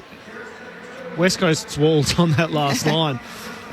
It's a different set of circumstances, because GWS are able to turn it over through the wings and maybe a little bit wing back, but definitely not inside the defensive 50, and then they're able to open up the whole other side of the ground. And if they don't open up the other side of the ground, they're just going almost on a direct line straight back to goal, and it just makes it really hard to defend. Well, I think West Coast just need to go back to playing one-on-one. We saw it in the first quarter. They held integrity. They held their forward set ahead of the footy, and they were able to generate a little bit more going inside forward 50. So I reckon that might be the key message from Adam Simpson and the crew. Just trust that your young guns in the midfield are going to create a bit of pressure and create some opportunities for you going forward, but you need presence ahead of the footy. Is Toby Green in any trouble for the studs up front on Mark? Well, we spoke about that, didn't we? Yeah, we did. Yeah. The more I look at it, the more I'm like, he got in trouble for that, didn't he? Yeah, he did, and got told that he wasn't supposed to be That's doing it. where the rule came from. Exactly. It is dangerous putting your studs directly into somebody else's chest. I'm really, I'll be surprised if we don't hear more about it, or certainly if nothing else, a fine that the MRO doesn't actually have a look at it, because he's leapt forward in that moment. There's no reason to do it. Your knee is already up. You do not need to put your boot up as well. Well, the boot's gone straight with the stud straight into Tom Cole. Should have been a free kick. Should have been a free kick to Tom Cole. If the only reason he's doing it is to protect himself, put your knee up. Put your knee up. Yeah, it's the only moment of real controversy that we've seen so far in the game. Mitch called it straight away. I was like, I didn't like the look of that, but we'll see what happens. We know there is a bit of Toby tax, but I certainly think they'll be looking at that one.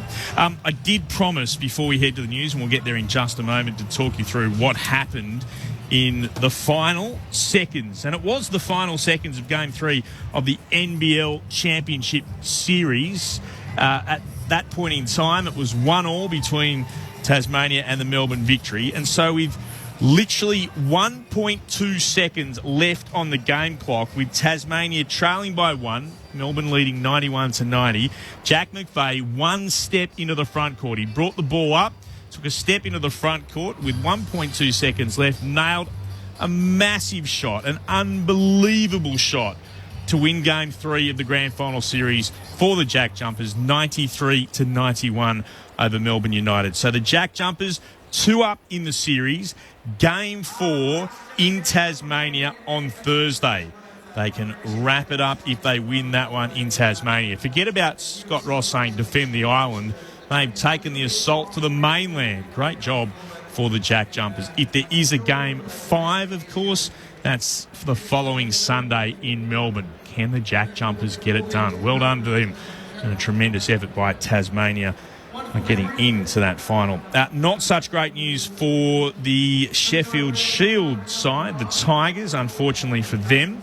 At the moment, it looks like WA, it's just a matter of time before they claim a third consecutive Shield final.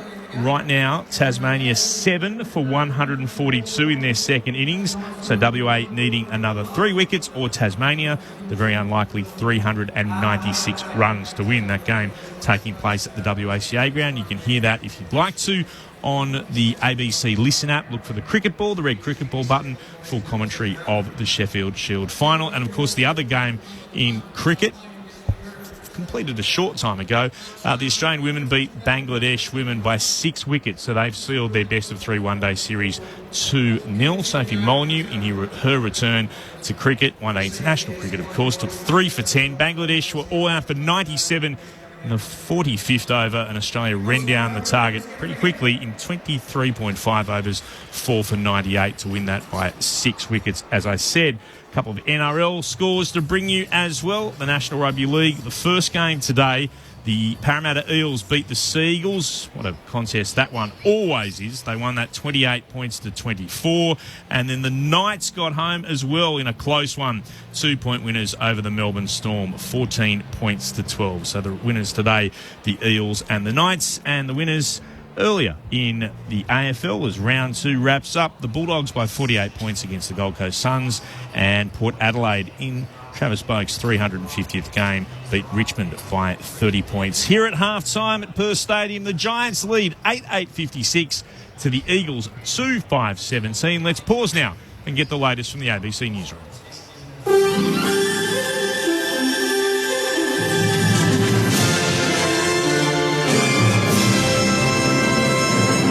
Hello, this is ABC News with David Rowlands. NDIS participants exploited by unfair price hikes can now report price gouging to a new task force. The federal government has launched a crackdown on illegal overcharging led by the Australian Competition and Consumer Commission. It'll be able to investigate providers who impose a so-called NDIS wedding tax and jack up prices just because someone is on the scheme. NDIS Minister Bill Shorten has vowed to put shonky providers out of business. The Labor Party has declared it won't try to form a minority government in Tasmania following the state election there, with the Liberals still trying to gain more seats. Jono Gibson has the story. Labor's Administrative Committee held a meeting earlier today and determined there was no realistic prospect of being able to reach minority government status. At this stage, Labor only has 10 seats in the new parliament. There's a chance they could get to 11, but that is obviously very short of the 18 seats that would have been required for majority government to be able to govern in their own right. And it would have, if they had have hoped to get to minority status, they would have required the support of 7 or 8 members of the crossbench. Russian President Vladimir Putin has declared a national day of mourning in the wake of the Moscow shooting attack, which has left at least 133 people dead, including 3 children. At least 147 others are injured, more than 100 of them reported to be fighting for their lives. Putin has also expressed condolences to those who lost loved ones, saying all of Russia is grieving with them, and he's pledged to track down and punish all those behind the attack. The Islamic State group has claimed responsibility. However, Putin has not publicly mentioned IS in connection with the attack. He's instead asserted some on the Ukrainian side had been prepared to spirit attackers across the border, although Ukraine has repeatedly denied any involvement. More than 280 school children who were abducted from a school in northwest Nigeria have been released unharmed, according to officials. The BBC's Andrew Oching has more. The students aged between 8 to 15 were taken away along with their teacher earlier this month when dozens of gunmen on motorcycles raided their school. One child and a villager who tried to rescue them were killed in the attack. Last week, the abductors demanded nearly $700,000 for their release, but no details were given about how they had been freed. Kidnappings for ransoms by criminal gangs with no ideological affiliation have become common in Nigeria, despite assurances by President Bola Tinubu that he would tackle the problem. Back home, and works are set to begin next month on a tower to contain 98 beds at the Flinders Medical Centre in Adelaide South. It's part of a $500 million state and federally funded project to increase the state's hospital capacity. The hospital tower is expected to open in 2028 and will form the new main entrance for the hospital. SA Health Minister Chris Picton says the construction of the 7-storey building will see the state government deliver more beds than it pledged at the last state election. It is going to involve 4 new operating theatres with 16 recovery spaces. There'll be about 100 beds in that building, and that's therefore obviously part of those 160 beds as part of this project, and making sure we've got the capacity that this hospital needs now and into the future. The mother of murdered Melbourne woman Celeste Mano is leading a push for tougher sentencing in Victoria. Aggie De Moro is demanding mandatory life sentences for all killers and was today joined by dozens of supporters for a march in Melbourne. 23-year-old Celeste Mano was fatally stabbed in her Mernda home in 2020 by a work colleague who had stalked her for months. Lucy Seiko was sentenced to Luay Seiko was sentenced to 36 years in prison. Speaking at the Justice for Celeste rally, an emotional Miss De Moro says it's not long enough. He stabbed her 23 times in the middle of the night. God, sweetheart, did I fail you? Because I don't know how the hell I slept through this. And that I have to carry for the rest of my life. Police are appealing for witnesses to a fatal crash in Western Victoria. A motorist died after their car crashed into a tree near Wingfield and Sandy Creek Roads at Rostron shortly before 11:30 this morning. Police say no one else was in the vehicle and they are still trying to formally identify the driver. This is ABC News.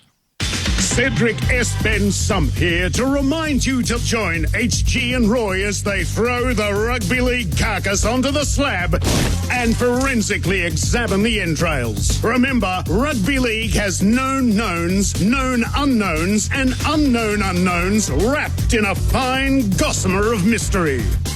Bludging on the Blind Side with HG Nelson and rampaging Roy Slavin. Hear it now on the ABC Listen app. This is ABC Sports coverage of the 2024 AFL season. Every match on the ABC Listen app. Look for the AFL button. Right, goes laterally to Himmelberg. He has it just behind the centre circle. Dangerous kick up the middle, but a good one.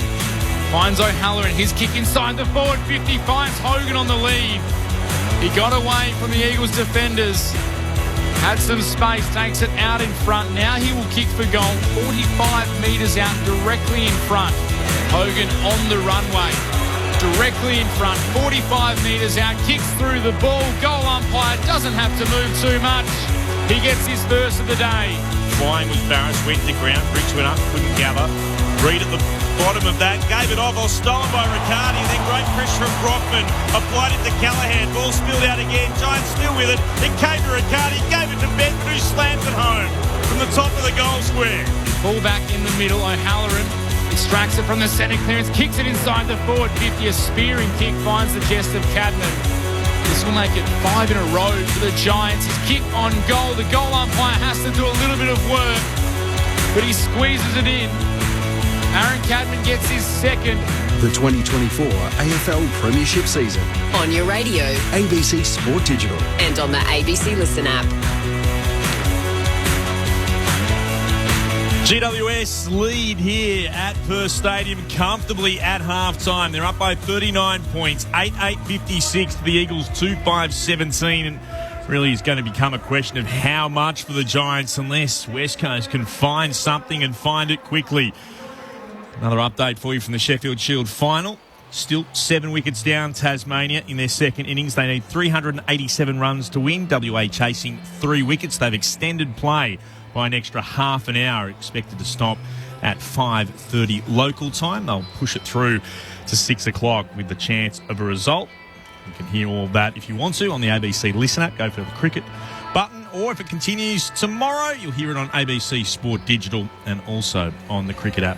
The cricket app. Wish it was a cricket app. The cricket button on the ABC Listen app. Mitch Turner's got some of the numbers for you here at Perth Stadium for the first half. Some of the team stats. GWS lead the disposal count 203 to 172. The marks 41 to 33. Also in favour of the Giants. The tackle count 42 to 34 in favour of GWS. The hitouts 29 to 11 in favour of the Giants. So too the clearances 22 to 18. The inside 50s as well 37 to 18. They lead by 39 points. Yo leads for West Coast with the disposals. He's had 19. Liam Duggan 16. McGovern 15 for the Giants. Lockie Whitfield and Tom Green both have 19 disposals. Kieran Briggs is playing an almost career game. 14 disposals, 23 hitouts and 7 clearances against West Coast. Harry Barnett, the ruckman for West Coast, has had 4 touches, 7 hitouts. Bailey Williams, 2 touches, 4 hitouts.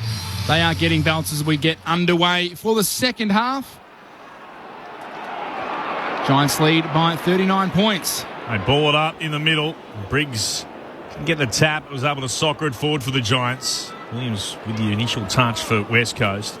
They're trying to dive on top of this, the Eagles, and it's going to be locked in. Daniels coming one way, Kelly the other. Duggan, the captain for West Coast, last player up. Gives it to the umpire. They throw it aloft. Briggs wins it down for the Giants. Green was tackled. That's Tom as he kicked it. Spilled out to Chesser. Hurried kick for the Eagles to left half forward. Idun got in front of Petruccelli. Stuck out the boot. It bobbled up to Ash. He'll kick it towards right half forward. Here's Brown. He marks and then plays on. It's the pink boots in motion and kicks towards full forward, but Barris read that well. Got in front of Hogan. Leaps up into the air and takes the intercept marks for West Coast. He'll play on by hand to Jones. He'll send it into the left back pocket by foot. It's McGovern who marks hard up against the boundary. The Giants 8-8-56, the Eagles 2-5-17, opening 60 seconds in this third term. Live footy on ABC Sport. Tom Barris has the ball again, deep in defence, a dangerous kick Up the middle of the defensive 50, found Jones. Gave it to the run of Duggan. He was able to spot a target further afield in Chesser. Handball to Hoff. He slipped over. Then coughed it up. Whitfield won it back for the Giants. Gave it to Bedford. Middle of the ground, the Giants go through Cornelio. Now Daniels inside the forward 50. Sells the candy. Kicks on goal from 40 out. And delivers a telling blow. The opening goal of the second half goes the way of the Giants. 90 seconds into play. 9-8-62 GWS. 2-5-17 West Coast. Daniels gets his second. That is 6 in a row for the Giants. Cara Antonio, Sharad Wellingham, our experts here. Live footy on ABC Sport. Another goal from turnover. Just slipped over and then just clean. Whitfield. They just turned it over exactly where they said and went on a straight line back to goal. Back through the corridor, dangerous, and nice candy shop sell from Daniels and really good finish. 10 disposals, 7 tackles and 2 goals. It's been a good day so far for Brent Daniels, the 25-year-old. Restart, one down in the middle by Briggs. Tapped it for Kelly. Kicked under pressure, up in the air towards left half forward. Bedford can't trap the bouncing football. Neither could Toby Green. Reid did well. Gathered and got a hand pass short. Immediately put under pressure then was Yeo, or Hoff rather. Worked it back to Reid. He couldn't gather. Cornelio put his head over the football. Got a hand pass out through extreme pressure. And wrapped up then was Perryman by Yeo. Ball comes out the side again. Trying to work it out was Hoff. He's tackled to ground. The Giants' pressure terrific as Kelly makes sure Hoff can't get rid of it. A ball up at left half forward for GWS.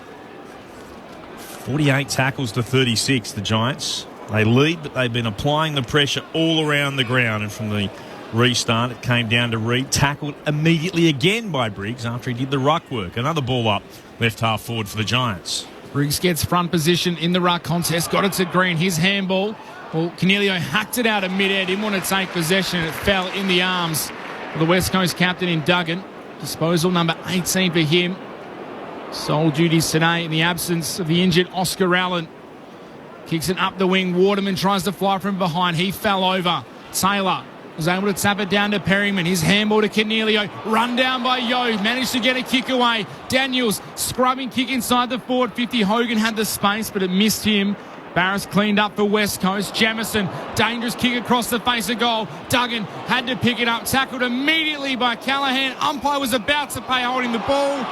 For a moment he paused and wasn't. In the end he pays it. A little hot on Liam Duggan. He didn't have a lot of time. The kick to him was a poor one. But Callaghan will go back and have a shot from 35 out. Just worse than a 45-degree angle to the left. Sure about that one.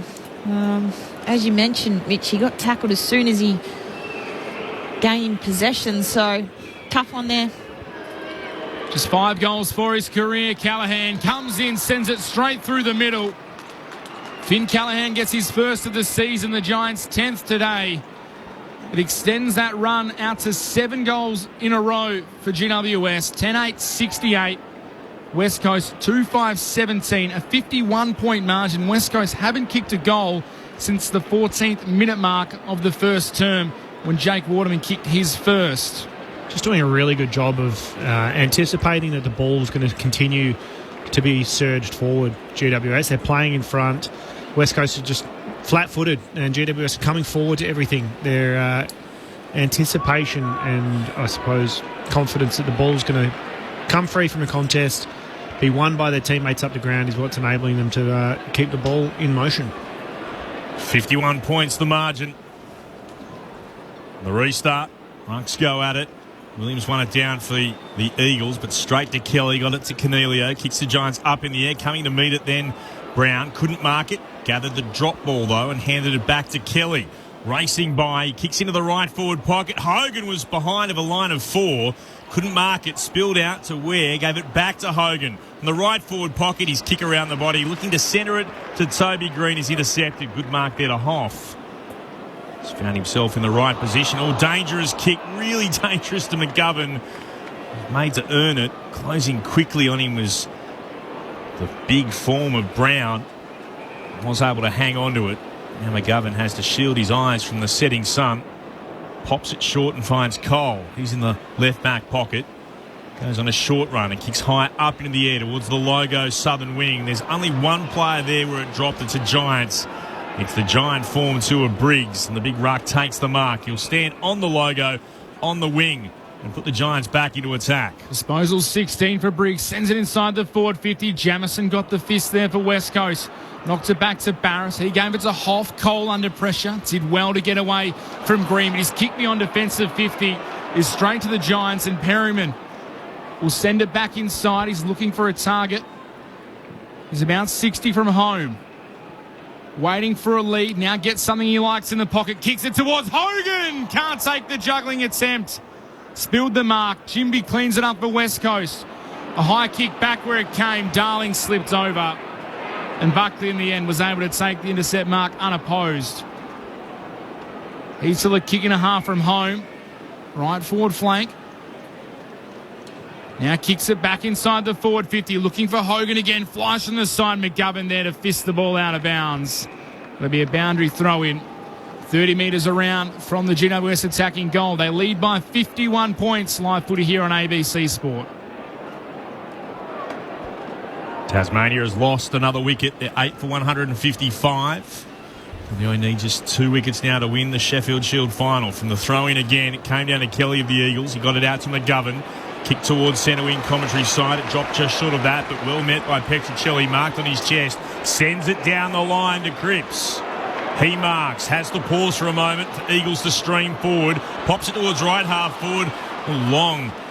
They took it a little bit too long and allowed the spoil to come from behind. It hurt Long as well. He gets up and they're sucking a deep breath or two with the ball spoiled over the boundary line for a throw-in.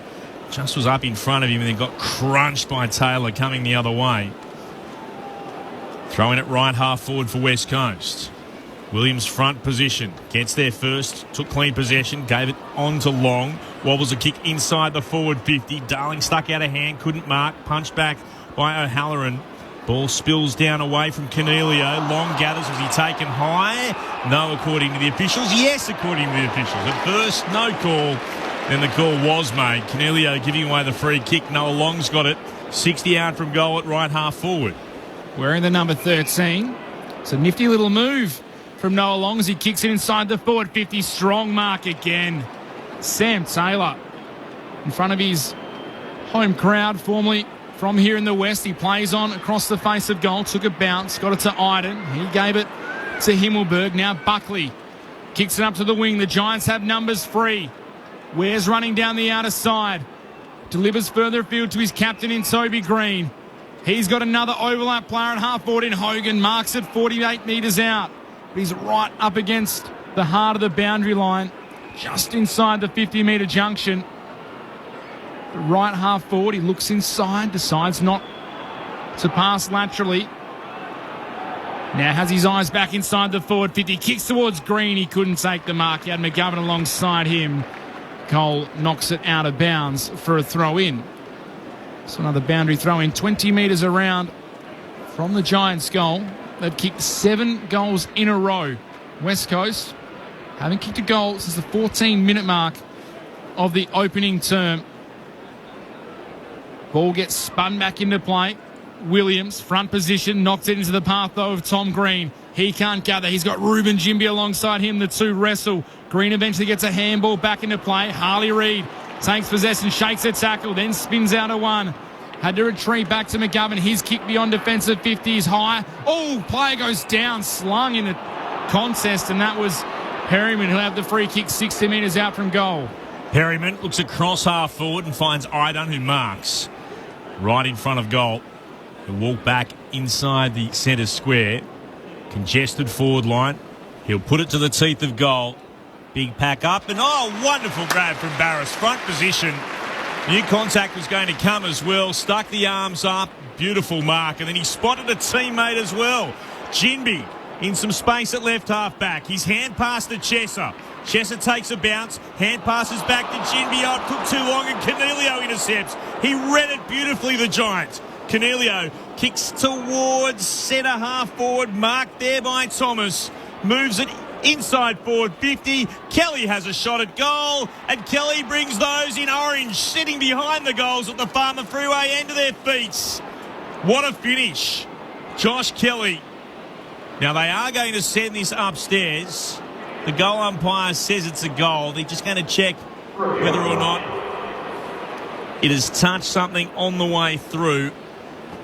Has it just clipped the left hand upright? Didn't think so from where I was sitting. Thought they might be sending it upstairs to see if any of the West Coast boys know how to play football. Well, it's amazing. They look glorious dashing away, and then that just held the ball too long, allowed Canelio to read it beautifully. Just absolutely telecast the whole play. Yeah.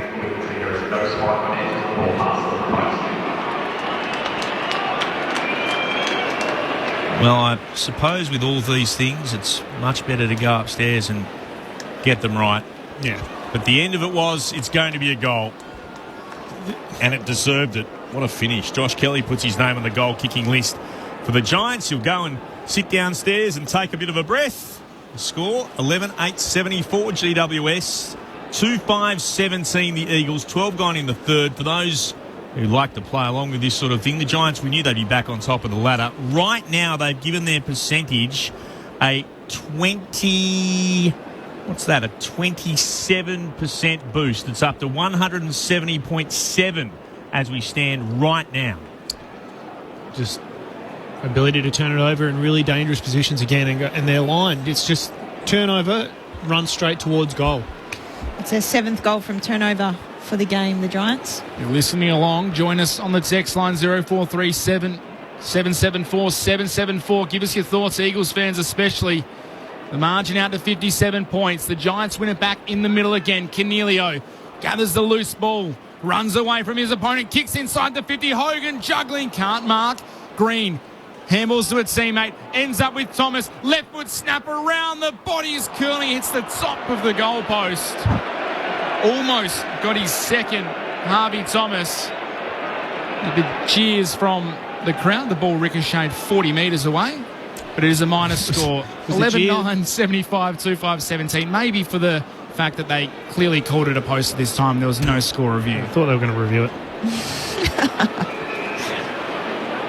Liked a lot. I like a lot of what I've seen of Harvey Thomas, the 18-year-old, his third game today. Eagles beyond defensive 50. They're only taken them by Briggs for the Giants at left half back. Ball still there to be won. Taylor actually hand passed back into traffic. Umpire spotted a holding decision. It will go the way of the Eagles here. We'll come back to Harry Barnett. Just his second game. Taking a pick 23 in the 22 draft. The 20-year-old, his first game of the season, kicks into the centre square. No mark taken. Curry chum by Perryman. Crashed into by Darling. Spilled out the back for the Eagles for Hoff to Ginby down at Chesser. Runs inside forward 50. Hand pass over the top to Edwards. Gets a little kick around the body. It was hopeful more than anything else. Cripps was surrounded by Orange. Unable to knock it away. The Giants, it spilled to Ware. Comes beyond defensive 50 with the kick. Leaping up Himmelberg. Again a free kick going the way of West Coast. They'll have it at left half forward. Hoff will take it. He's too far out to score himself, about 70 from goal.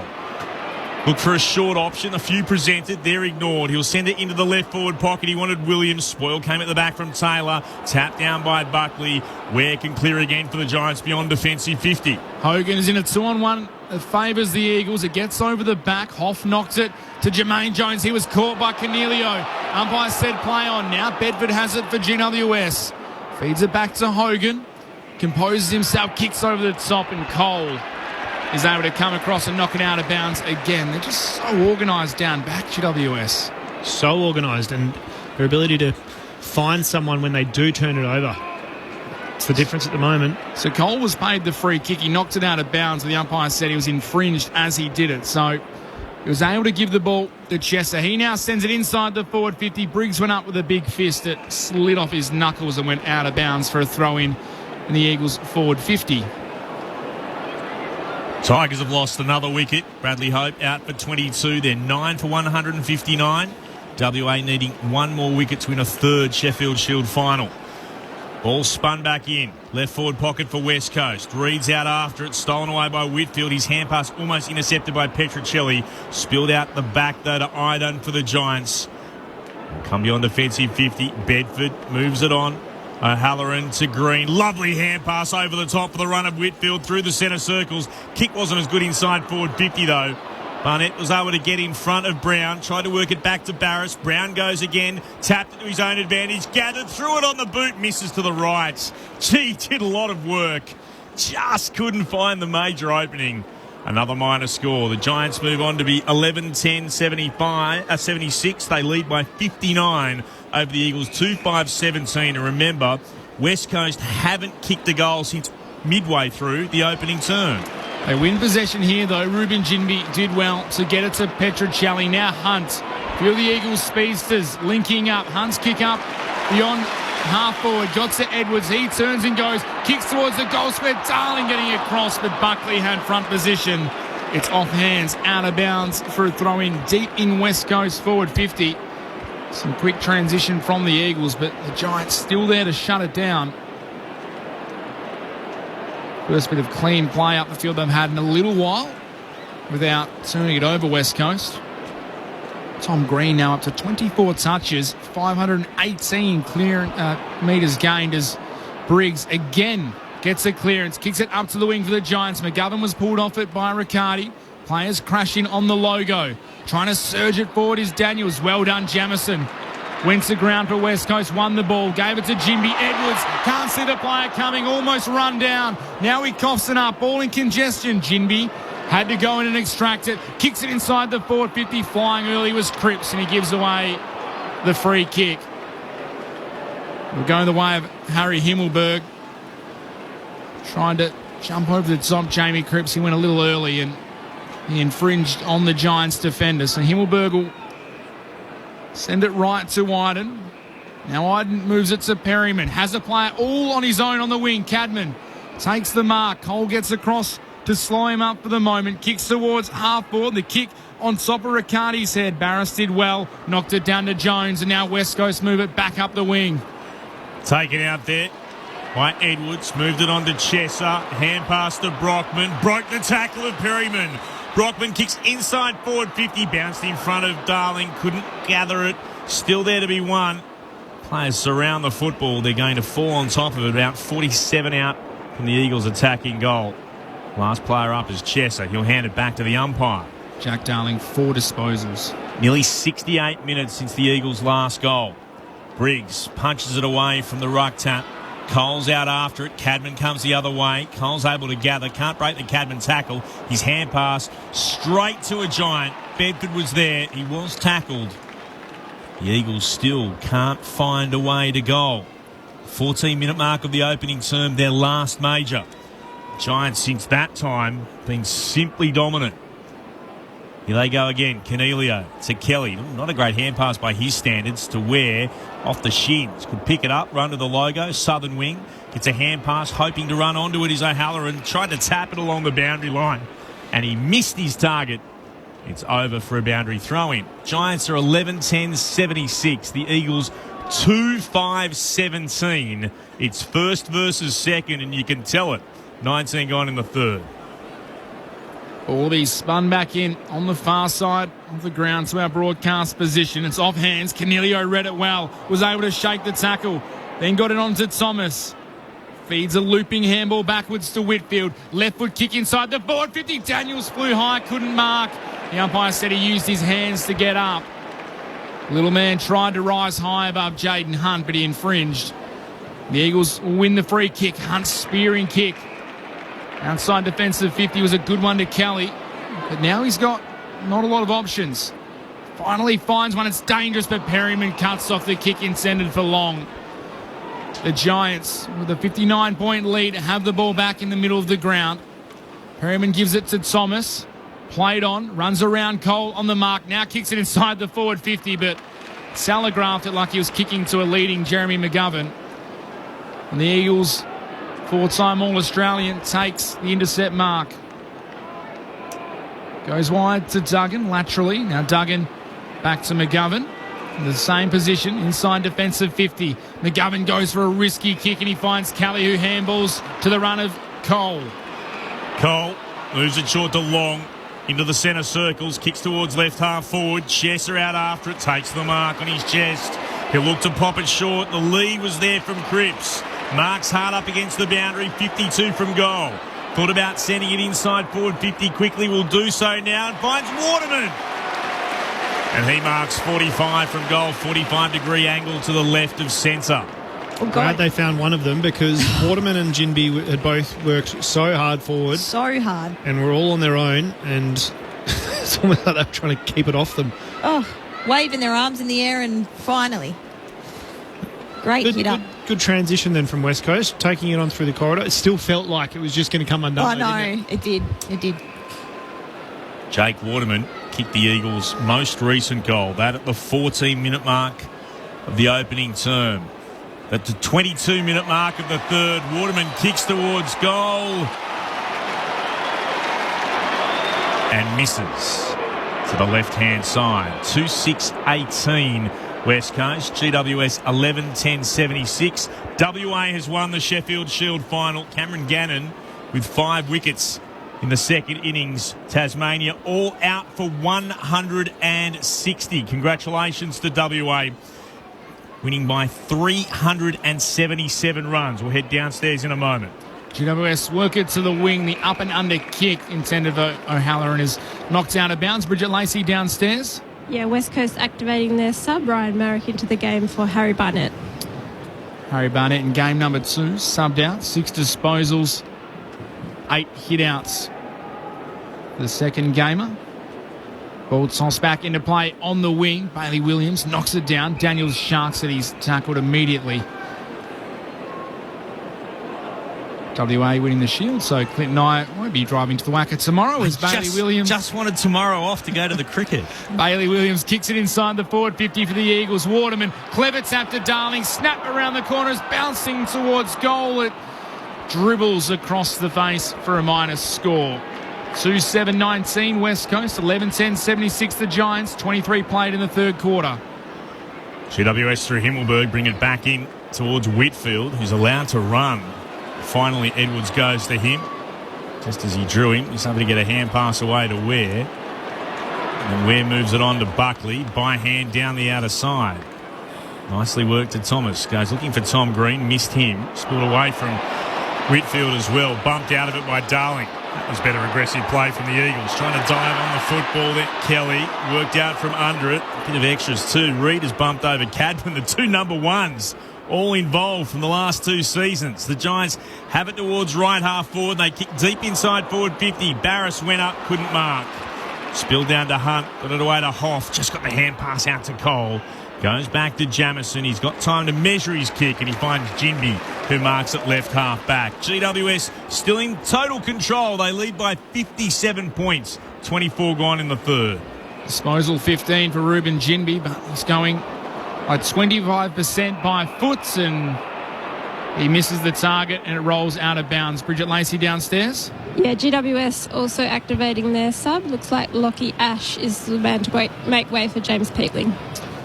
James Peatling into the side for Nick Haynes, who has remained back over east, expecting the birth of his child. Ball back into play. Harley Reid comes through the traffic, did well to get it to Duggan. Then Chesser, he ran into trouble. Got a handball to Ginbey. Gives it to Waterman, long way from home. Spun out of the green tackle. Kicks it up the wing. Darling and Marrick there from behind. Taylor couldn't mark. Spills towards the back. Players crash in. Marrick the sub trying to extract it from the contest. Taylor has it. Marrick has him. It'll be a ball up 55 out from the West Coast goal. Ryan Marrick into the side today. Campbell Chesser was the starting sub for West Coast last week. Was subbed on for Andrew Gaff, who has been omitted from the side. Ball back into play. Tom Green handball over the top. Miss Callahan. Duggan socketed inside the 50. Buckley was able to pick it up for GWS. Ends up with Callahan. He kicks it into the middle of the ground. Bedford wants to take off. Plays on. Looping handball to the broadcast side. Daniels has it 55 from home. Is weighing up his option. Has players free all over the place. And Thomas takes the mark. 45 out. Slight angle to the right. Already has one today, Harvey Thomas, and has looked very promising. So the disposal number, where is he? 16 for Harvey Thomas. Just another 8 out of 10. West Coast players on the field as well. We're just on all haunches. Yeah. They look gassed, don't they? Harvey Thomas is 18 years of age. Stands only 176 centimetres tall. It's a big kick from 45. He had to give it everything he had, and he hooked it away to the right for a minus score. So 11-11-77 the Giants. 2-7-19 Westco. 58-point margin. Clint Wilden. Barras goes up the middle to find McGovern. Live footy, but only just with the way West Coast have been travelling on ABC Sport. It's just as we feared. First versus 18th. The first side looked very good. Ball moved to Hoff at right half back. Kicks towards centre wing. That's not a bad effort. Flying up into the air, unable to mark it. And of all of that was Marrick. Spilled out for the Giants again. Comes to Kelly. Sweeps a hand pass inboard. That was a high fend from flying elbow. Yeah, lifted his elbow up into the player coming towards him. Got the ball out to Kelly. Pops it inside forward 50. McGovern flew. Punched it away. Came down to Brockman. Looked to move it forward. Straight into traffic. It's going to be locked in there. Perryman tackling long. Ball up the call inside the Giants forward 50. Might see a replay of that in a second, Sharrett. Keep an eye out for it. The green raised elbow from the restart. Ball hits the deck. Cadman gathered between his legs. Swept the hand pass forward. Jones got back there for the Eagles. Got it to McGovern. His hand pass straight to Tom Green again. He'll snap around the body. Won't have the carry. Back and marking his defensive goal square is Tom Barras. West Coast can build again. 2-7-19, that's the Eagles. 11-11-77 the Giants. 28 gone in the third. Kick beyond defensive 50. Taylor, Williams and Darling all in the pack. It falls the way of Tim Kelly for West Coast. Gives it to Brockman. Callaghan gave chase. Had to make him stop and prop. Kelly continued his run and got the overlap handball. Wears in pursuit and the siren sounds as Tim Kelly was running to deliver inside the forward 50. The Giants control the third quarter as well. 11-11-77 they lead West Coast 2-7-19. 3 goals to zip in the third quarter. Here live footy on ABC Sport. Clint Wilden. So the Giants, absolute control. West Coast have kicked 4 behinds in 2 quarters of football, with GWS now just doing it easily. Their lead 58 points, and the goal kickers the 3-quarter time. Cadman with 2, Daniels with a couple as well. Green, Bedford, Callaghan, Kelly, Hogan, Riccardi and Thomas, all single goal kickers for GWS.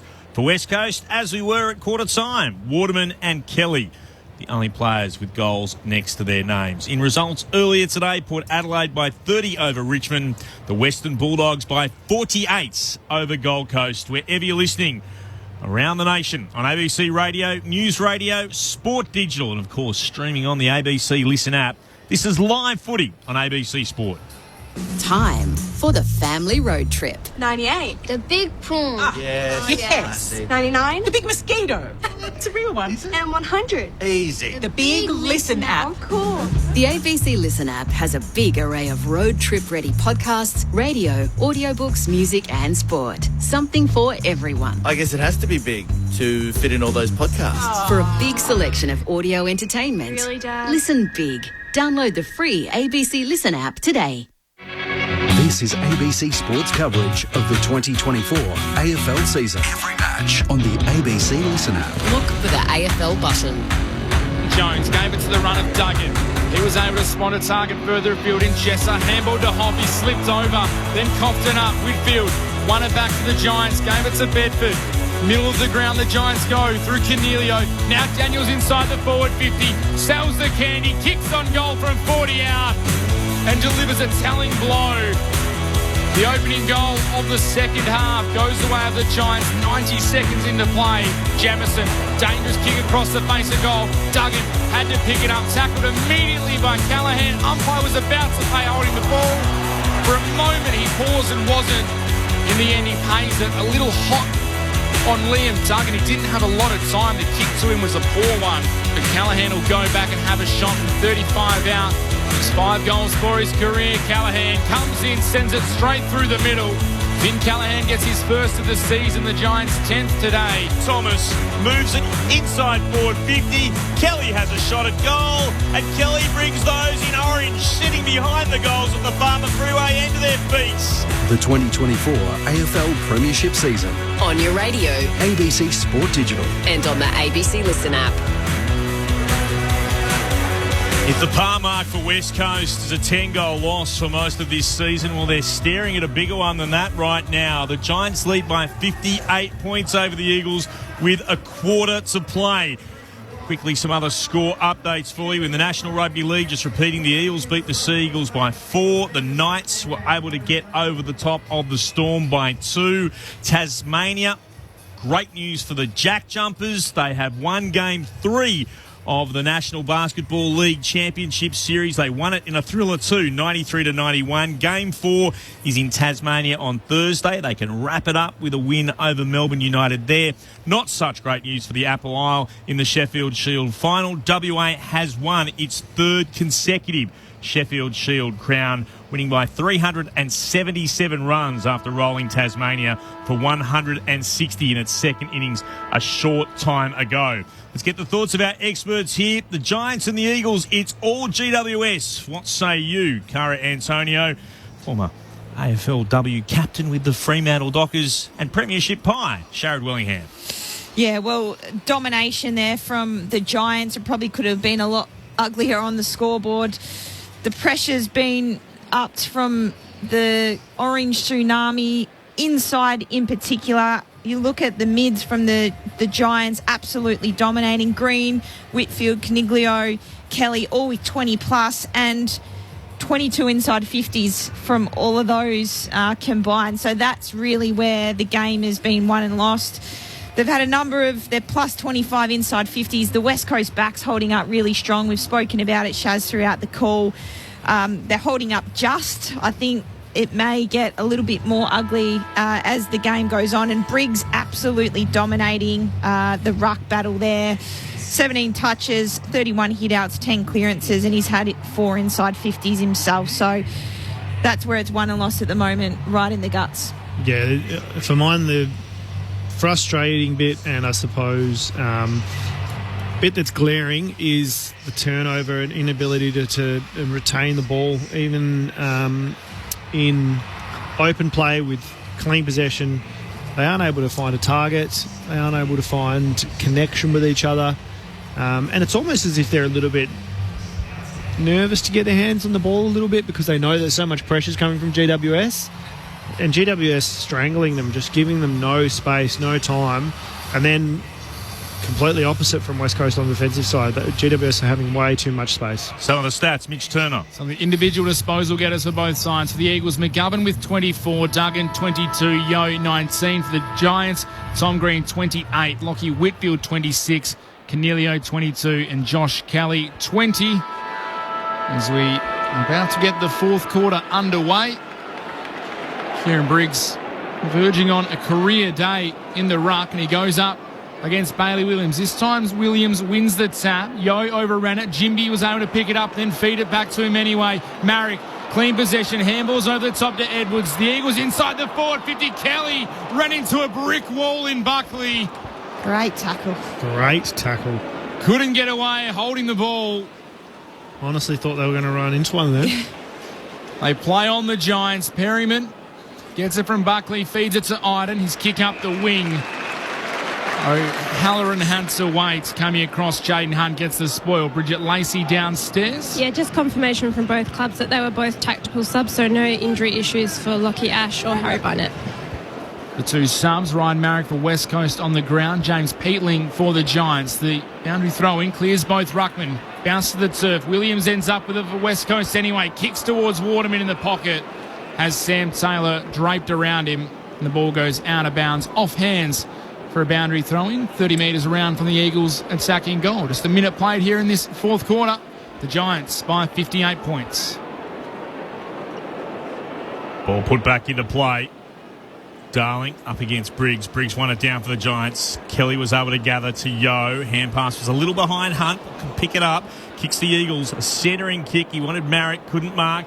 Ginby's there, lost his footing. Hand pass to no one in particular. Tom Green picked it up. Nicely done to Daniels. Daniels moved it to Cornelio for the Giants, and that's a clever kick. Bounces its way out towards Kelly. He kicks forward, but stolen away. Peatling wanted it. McGovern got in the way. Towards centre half forward, spills off a contest, comes down towards Hunt, he'll kick towards goal. The Eagles have kicked one. It's taken them 2 and a bit quarters, but they've finally got their third. West Coast 3-7-25. GWS 11-11-77. 2 minutes gone in the fourth. It's a cry of relief as much as celebration from the Perth Stadium fans in blue and gold. Bridget Lacey downstairs. Yeah, I mentioned earlier Adam Simpson coaching from the bench today, and he had high fives for every player on the bench. Then he looked pretty emotional about that goal going through. All it does, though, is at the moment move it to be West Coast's third lowest score in the history of the club. There's still a bit of work to do. Good bit of pressure there, though. Goal from turnover from the Eagles. They've started the quarter well. Yeah, their first couple of clearances were dynamic and looked up and about. Here we go again. Tap one out of the middle, but West Coast pounce on it. Kelly gives it to Hunt. The goal kicker kicks it inside forward 50. Waterman crunch between two. Brought it to ground. Cripps runs onto the loose ball. Tight angle to the left. He couldn't straighten it enough. It's a minus score. 3-8-26 West Coast. 11-11-77 the Giants. Margin creeping closer. 51 points. Should have finished, and there were other options. Here goes Himmelberg to Iden for the Giants beyond defensive 50. Hoff put himself in front of Toby Green. He'll get a free kick taken high. The young West Coast player. 21 years of age. 32nd game already. Kicks the Eagles back into the right forward pocket. That's a poor delivery. Only one player went for it. It was Briggs. Doing it everywhere. He's got it for the Giants with the defensive mark in his left back pocket. It's beyond defensive 50. Green thought about flying over Hoff. Pulled out of it. Spilled down the back to Jamison. Hand passed over his shoulder, and it's over the boundary line for a throw-in between centre-half wing and right-half forward for the West Coast Eagles. 11-11-77 the Giants. 3-8-26 West Coast. 4 gone in the last. Result more than likely determined, but the margin still up for grabs as Briggs again takes it out of the ruck. An 11th clearance. His kick finds a teammate running forward. Ends up in the hands of Daniels. His kick towards half forward. Hogan on the chest, takes the mark, 55 from home, wheels, has a man in Thomas, open in the pocket, he got a bad bounce, kick didn't get to him, McGovern was able to use his body, work him off the ball.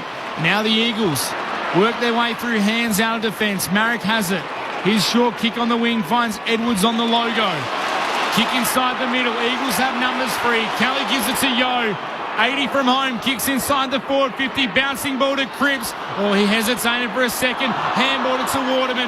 He tried to get it to Jimby, it was cut off. It ends up with Jimby eventually. Cripps snaps off a step around the body. And he makes up the miss a moment ago. And the Eagles fans cheer loud. They get their second in a row, their second of the quarter. It's 2-0 so far in the fourth. 4-8-32 West Coast, 11-11-77 GWS. Margin cut back to 45 points. It was 58 heading into the final term. Premiership high, Sharad Wellingham, former Dockers AFLW captain, Cara Antonio. Well, he made it a little bit harder than he needed to then, Jamie Cripps, just by not giving the first option. Yep. Coaches love it when you give the first option. He tried to do a bit of shake and bake, but Jinby was running past, I believe, for the first option. But sputtered up, second effort was great, and his ability to kick that off one step was exceptional. So a little bit of momentum. On the text line, WA retains the shield, Eagles retain the spoon. 0437 774 774. Very good. Do send us your name when you send us a text. The Giants get this clearance. They go inside forward 50. Barris up to take a good mark. Eagles fans have come alive. They really do. They deserve a medal for what they've put up with, West Coast fans, and they've stuck around despite what this performance has been like, just to give their players some hope. He cheered everything in this quarter so far as it's moved back to Jamison, who has it at right half back. He wants someone to come towards him. He'll kick towards right half forward. Darling was the meat in a giant sandwich and couldn't mark. It spills to ground. Taylor looked to pick it up for GWS. Darling went in again for the Eagles. Tried to shovel it out the side. Comes eventually to Long. Shares it again with Marrick. Back to Long. Kicks into the right forward pocket. Stretching his hand, Idun.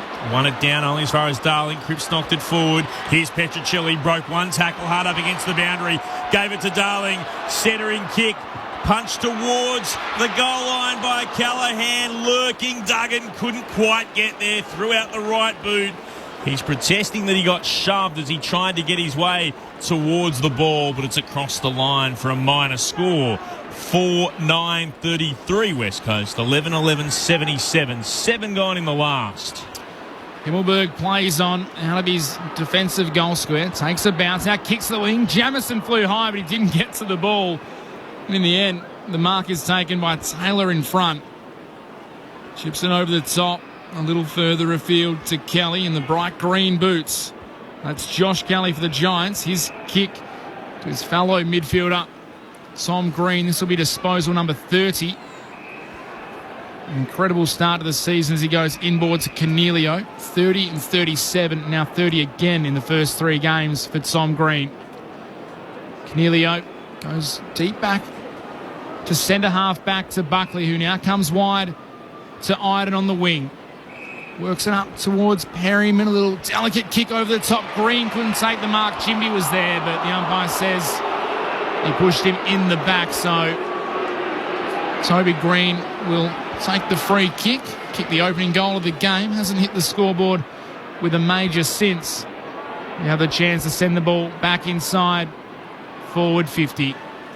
Kicks it long to the hotspot. Players set themselves. Brown couldn't mark from the side. Falls into the path of Jinby. His handball couldn't find a teammate. Bobbing out beyond attacking 50 for the Giants. Buried in a tackle by Bedford was Duggan. It's a ball up just outside the Giants attacking forward 50.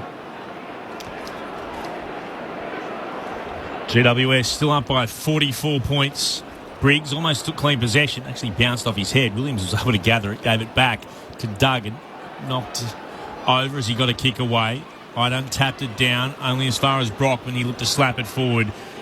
Got it to Buckley, though, for the Giants, to Idun. Now to Callaghan, to Cornelio, to Himmelberg. Back to Cornelio. Tackled! Just got the hand pass away, despite the pressure from Darling. Ball still in dispute. The Eagles can emerge with it through Chesser. Kicked in the direction of Cripps. Stretched the arm out. The kick had too much on it. Floated over Cripps. To be marked there by Taylor at right half back for the Giants, who moves it to Buckley, who marks on centre wing. Buckley short again. This is Callaghan on the logo, commentary side of the ground. Into Cornelio in the centre square. Marks takes a step, spots Kelly. The kick was perfectly weighted. Kelly barely had to move despite Long being with him. He marks and plays on. Now to Ware. Runs towards left half forward. Kicks towards goal from 55 out towards the goal square. It's travelled the pack. It's been touched on the way through. Bounced through between the big sticks. Took a little touch. 11-12-78 the Giants. 4-9-33 the Eagles. 10 gone in the last. Leading possession winners on the ground. Tom Green has 30 disposals. Cornelio with 27. McGovern with 25 for the Eagles. It's the Giants by 45 points in front of 42,401.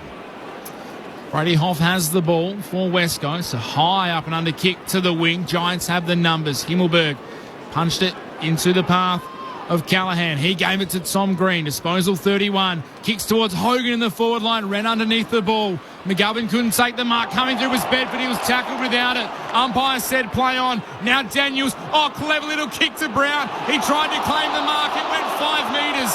Daniels gets it back. Handballs to Kelly on his non-preferred right foot around the body. All class from Josh Kelly. He's got his second. He kicked 2 last week. He's got 2 again. And the Giants answer back. They get their first goal of the final term after West Coast kicked the opening 2. 12-12-84 the Giants. 4-9-33 West Coast. 51-point margin. Bridget Lacey downstairs. Yeah, Liam Duggan's been struggling for the last couple of minutes. The doctor was trying to get out to him. He just got out to him. He's come to the bench. We'll keep an eye on him. He looks a bit ginger. I reckon he might have got one. Did he get one in the throat when he got flipped away? No, there was a contest just after that. Because he was worse for wear from that moment too. He got nailed by Bedford, I think it might have been. I'm not sure. What were the Eagles fans up in arms about? I thought McGovern tackled Bedford without the ball, but... Yeah, same. And then Callum Brown, 5 metre kick, tried to claim the mark. He is Irish. They do those dinky kicks in the Gaelic football. Yeah. Up they go. Briggs won it down. And taken high, Peatling by Ginby. No argument on that. Peatling's up and works it on to Cornelia, who marks on the logo, commentary wing. Mentioned 42,401 fans in today. They've seen their team win 5 games in the last 2 years. It's incredible, isn't it? Remarkable loyalty. Tom Green kicks inside forward 50. Bounced off the head of Callum Brown there. Came out the side. Thomas goes back by hand. Wasn't a great hand pass to Cornelia. Did really well. Got it back to Thomas. Hands it on to Peatling. And Peatling from 30 out and right in front is able to kick the goal. The sub with his first of the year. And with GWS's 13th of the game. 13-12-90 to West Coast. 4-9-33. 13 gone in the final term. It's not quite live footy, but it's on ABC Sport. Just good, clean hands again. Tidy skills from the Giants. Brilliant finish as well from the sub. Just a lack of pressure there from the Eagles. How good is that from Cornelio? That was shocking, and still just knew to just tap it, knew where the player was. Very silky. Yeah. Didn't panic, didn't try and pick it up, didn't try and dive on it. Clever. So the sum has an impact in James Peatling. Margin back to 57 points. Ball back in the middle. Waterman was doing the ruck work. He followed it up. Got the handball to Yo for West Coast from 55. Kicks on goal. Kicks long, strong and good. The Eagles answer back. And the crowd, well, they're here in numbers still in the West. And they're cheering on every goal. They've been few and far between today. There's been 3 this quarter. Yo gets his first. It's his first goal of the season as well, Elliot Yo. Cuts the margin back to 51 points. It's West Coast 5th, 5-9-39. The Giants 13-12-90. ABC Sport, Kari Antonio, Sharad Wellingham. They're still cheering, the Eagles fans. They're sticking by their club, aren't they? They are. It was a beautiful finish from Elliot Yo. They're bursting from the centre bounce, similar to what we saw earlier from GWS. But again, from West Coast point of view, not one forward hit up. He had to take it on his own, which was a great finish. The restart. Down here by the Giants. The tap it was from Riccardi. Reid tried to gather. Riccardi tackled him and it's been pinged for holding the ball. Umpire saying Reid didn't make enough of an effort to get rid of it. Riccardi's up to get the free kick. No runs behind him. That was ignored from Whitfield. Riccardi will trundle towards the logo and then send it deep inside forward 50 for the Giants. Barris again with the spoil. Got the fist to it. Spilled down to Hunt. Couldn't break the tackle.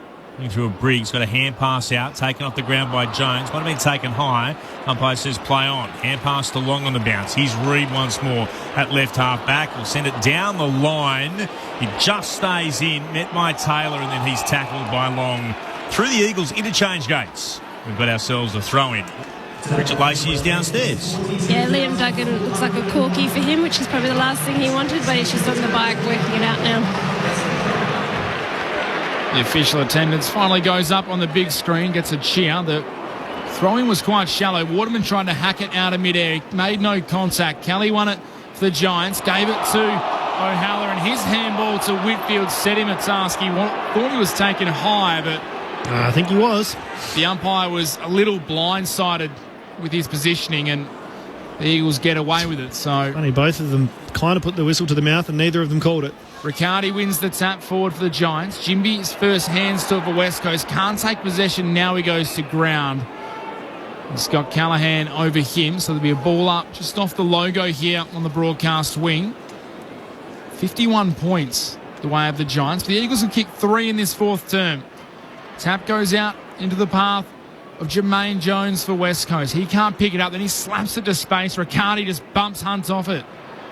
Then the handball goes back inside. Hunt comes back through and sockers it off the ground. Oh, Darling got a nightmare bounce. Taylor went back and picked it up. Gave it to Perryman. His kick up the wing is all West Coast. Hoff spilt the mark. Almost run down. Got the handball to Kelly. Takes the bounce. Now feeds a teammate in Hunt alongside him. He kicks it inside the forward 50. Coming from the side was Chesser. Couldn't mark. Spills to Darling. Snaps on goal from 45. It's waltzing. It's wafting through the air and it was floating around. It almost got to the line and Buckley got back there and just safely tapped it through. So a minor score, 5-9-39 West Coast. Sorry, 5-10-40 West Coast. 13-12-90 and even 50 points the margin the way of the Giants. Can the Eagles win the quarter? In front at the moment on that stat. Behind by 50 on the scoreboard. 17 gone in the fourth. Every small win, something to celebrate for West Coast with where they're at as Whitfield goes beyond defensive 50. Jamison Flute couldn't mark. He's been given a free kick for being infringed.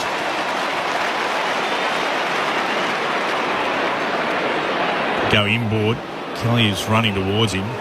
That's ignored. He's just forward of centre wing southern side. The kick's into the right forward pocket. Stretching Buckley. Good mark. The class player in the Giants' defence. Gave it to Iden. Now to Whitfield. He broke the tackle of Marrick. Back to Iden. Now to Whitfield again. Giants kick beyond defensive 50 and they spot Bedford, who marks just forward of left half back. Turns and goes on a run for GWS. Wants to kick towards a leading player, but just inside. Well, not quite inside attacking 50 was Brown. He spilt the mark. McGovern was right there with him and it bobbles out of bounds for a throw-in. It's been pretty good today for the Eagles, Jeremy McGovern, in what's been a tough day. He's had 25 touches, 7 marks.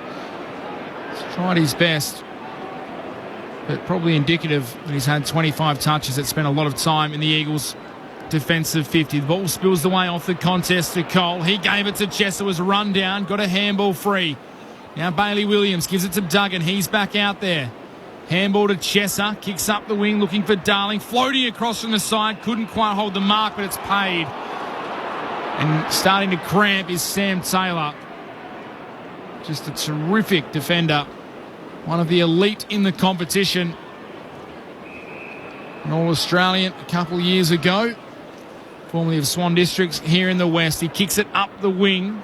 Cadman couldn't take the mark. Chester's there for West Coast. Knocked it towards Yo. His handball a little hot for Jimby. Had to go back and get it. Buckley's got him. Ball spills free. Kelly wins it back for the Giants. Then Cadman ran into trouble. Umpire circling. Says he was held without it. And I will say it's because he dropped it. It's probably the reason why he was held without it. But he gets the free kick. He's kicked 2 goals today, Aaron Cadman, and he's been in and out of the game. Just the 7 touches. This will be number 8, but he's done his job. It's almost 20 minutes played here in the fourth. One of the players inside the Giants attacking half kicks to a big pack at half forward, flying from the side. Jamison couldn't mark. Hogan was there as well. He spilt the ball, fell to Chester for West Coast. Handball back to Jamison. His kick knocked down. Coming through was Cadman, spoiled away from Marrick. Now Marrick's back on hands and knees for the Eagles. Trying to feed a handball out. It was chopped off by Whitfield. It ends up in the running hands of Josh Kelly. His kick inside the forward 50, looking for a target. McGovern can't mark. Was spoiled by the little man Thomas. Chaos ball inside West Coast 50. Hunt trying to soccer it out there. He took 2 or 3 dribbles. Eventually, the ball was knocked back away from him. Cadman, he's caught in a tackle. The umpire says he threw it. And West Coast will have the ball. Beyond defensive 50 it comes to Marrick, then to Yo. Hard up against the boundary at right half back to Darling. Big cheer for Jack. How many disposals for him? This will be 11. How many marks? First one. Darling down the line, diving forward. He's turned it over. And Taylor with another intercept mark. Said that all day. Mind you, people have been saying that for a couple of seasons. And standing for the Giants to Whitfield, back inside defensive 50 to Himmelberg. And move it forward again through Ware. On to Buckley. Callahan. Attacking point of the centre square. Came again towards Riccardi. Hand pass from Thomas. Now to Callahan again. To Kelly. Quick hands to Bedford. Run down. No Pryor though. Great tackle from McGovern. Ball jarred free. Right decision from the umpire first time. Now they've swatted a free kick. It's going to go the way of the West Coast Eagles. And after that was kicked away for a shot on goal. And we'll come back here. Eventually West Coast will have to go and track this down. And Jones gets it eventually. Comes back all the way. And the 50 metres will bring West Coast up through the middle of the park. Duggan, who's back on the ground despite the issues he's had with the cork. Saw him on the bike downstairs a short time ago. Gives it to Jinby. And then he turns it straight over. Should have been marked by O'Halloran. He dropped it. Gave Hunt an opportunity. Riccardi picks it up. Great tackling, Hunt. Threw it away, surely. Umpires decide they put the whistle away. Williams got it to Duggan for the Eagles. Pops it into the left forward pocket. Nicely works. And here's a chance to go back and kick the Eagles' 6th of the afternoon. Brockman didn't look at all to see what was there, so he now needs to... He didn't want to hit it to the... No. He number one draft pick all on his own in the goal square. No, he needs to go himself. Had that opportunity. Kicked 23 goals for the Hawks in his 26 games in the brown and gold. Looking for his first in Eagles colours. It's a tight angle. Hard up against the boundary. He boots now across the 50. It starts okay and swings left. A minor score. One more behind to the Eagles total. 5-11-41 to the Giants. 13-12-90. 23 gone in the last. Himmelberg runs the half back, kicks it long to the wing. McGovern tries to take the mark over Riccardi. Wanted to claim it. The umpire said there was hands to it. Petruccelli's handball misses Cole. Has to go and retreat further back. Hoff sees a gap. Did well. Backed his pace. Split the middle of the Giants defenders, but the kick favoured Briggs. He spilt the mark. Williams snaps it inside 50 for West Coast. The fans cheer. Darling underneath it. The Giants try to knock it to the line. Eventually it gets there. It almost hung in. Jamie Cripps was desperately trying to save it. The Eagles fans clearly cheering for a win in this last quarter. Buckley looks a little hurt, but will come back into play shortly. 5-12-42 West Coast. That makes the Giants 13-12-90. Sam Taylor's had 9 intercept marks for this match. It's Whitfield. Well, it's Himmelberg, who's on his own in the right back pocket. Giants have had their percentage boost dulled somewhat, but they're going to be top of the ladder after the end of round 2. Big kick towards centre wing. Big fly too from McGovern over Williams. Couldn't bring it down. They're both okay and get up slowly as ball's tracked towards the boundary line, and Cole takes it across for a throw-in. Right half forward for GWS. Pauses for Jindy and McGovern as they make their way off. Jesse Hogan's back on for the Giants. So too Yo and Jamison for West Coast. Eagles trying to win the quarter. Briggs slaps it forward. Giants have other ideas about that. It came to Tom Green. Kicks inside forward 50, and there's Hogan. He's just on the ground. Worked his way into the right forward pocket and now takes a mark on a 45-degree angle to the right. He'll kick from no more than 40 out. Super clean, wasn't it? Just breaking away, but odd positioning from Jamison. I'm not sure if he was starting on him. Hogan's body contact though. Yeah, Hogan's had some good presence inside the forward 50. Only the 1 goal, but 7 marks, 13 disposals. He's been a presence there, hasn't he? It's just been Tom Barrass too good. Hogan, he's on his way in for the Giants. We're right behind the kick. It swings slightly left, but no problem. And Jesse Hogan gets his second. 14-12-96 the Giants. West Coast 5-12-42, 26 gone in the last. The Giants lead is back to 54 points. For the Eagles fans listening in, they're currently 4 points to the good. If they're trying to win this particular quarter, the game itself was run and done a long time ago. That's just poor defensive effort. Jamison and Hogan actually came onto the ground together, and Hogan's just jogged into the forward 50 without any defensive effort from Jamison. They're not really good enough. He was on the outside too. Needed to probably stay corridor and lost lots of body contact. Just gave Hogan as much space as he wanted. His 12th goal of the season for Jesse Hogan. 7 marks, all inside 50 today. West Coast, though, win the ball out of the middle. It's not clean. It falls away of Yo. He manages to get a kick away under the Cornelio pressure. It goes towards half forward. It's off hands. Diving through is Jacob Ware. He's tackled. Ball up. I've liked the game of Jacob Ware today. 18 disposals. Has looked quite good. Briggs trying to take it out of the ruck. Spilt it. Then laid a strong tackle on Petruccelli coming through. The second tackle by Peatling on Yo was over the shoulder. So Elliot Yo wins a free kick. Has the ball just inside the centre square. Now kicks it into the pocket. Looking for Cripps. The kick was a beauty. Cripps running back on a diagonal towards the pocket. And Yo speared it in the path. Takes the mark. Will kick from a tight angle 40 metres out right forward pocket. Pretty tight angle, this one. Good vision, though. Yo's been really good today. Led from the front. Has won Jamie Cripps, membership player in 2018. Tight kick from the pocket has to be good. It was always skinny to the near side, so it is a minus score. 5-13-43 West Coast, 14-12-96 the Giants. It's a 53-point margin. We've played almost 28 minutes in the final quarter here. Final game of round 2, Perth Stadium. Giants almost made a muddle getting it out of their defence, but Whitfield was cool and being closed down by Reid. He got it into the right back pocket to Iden, who marked.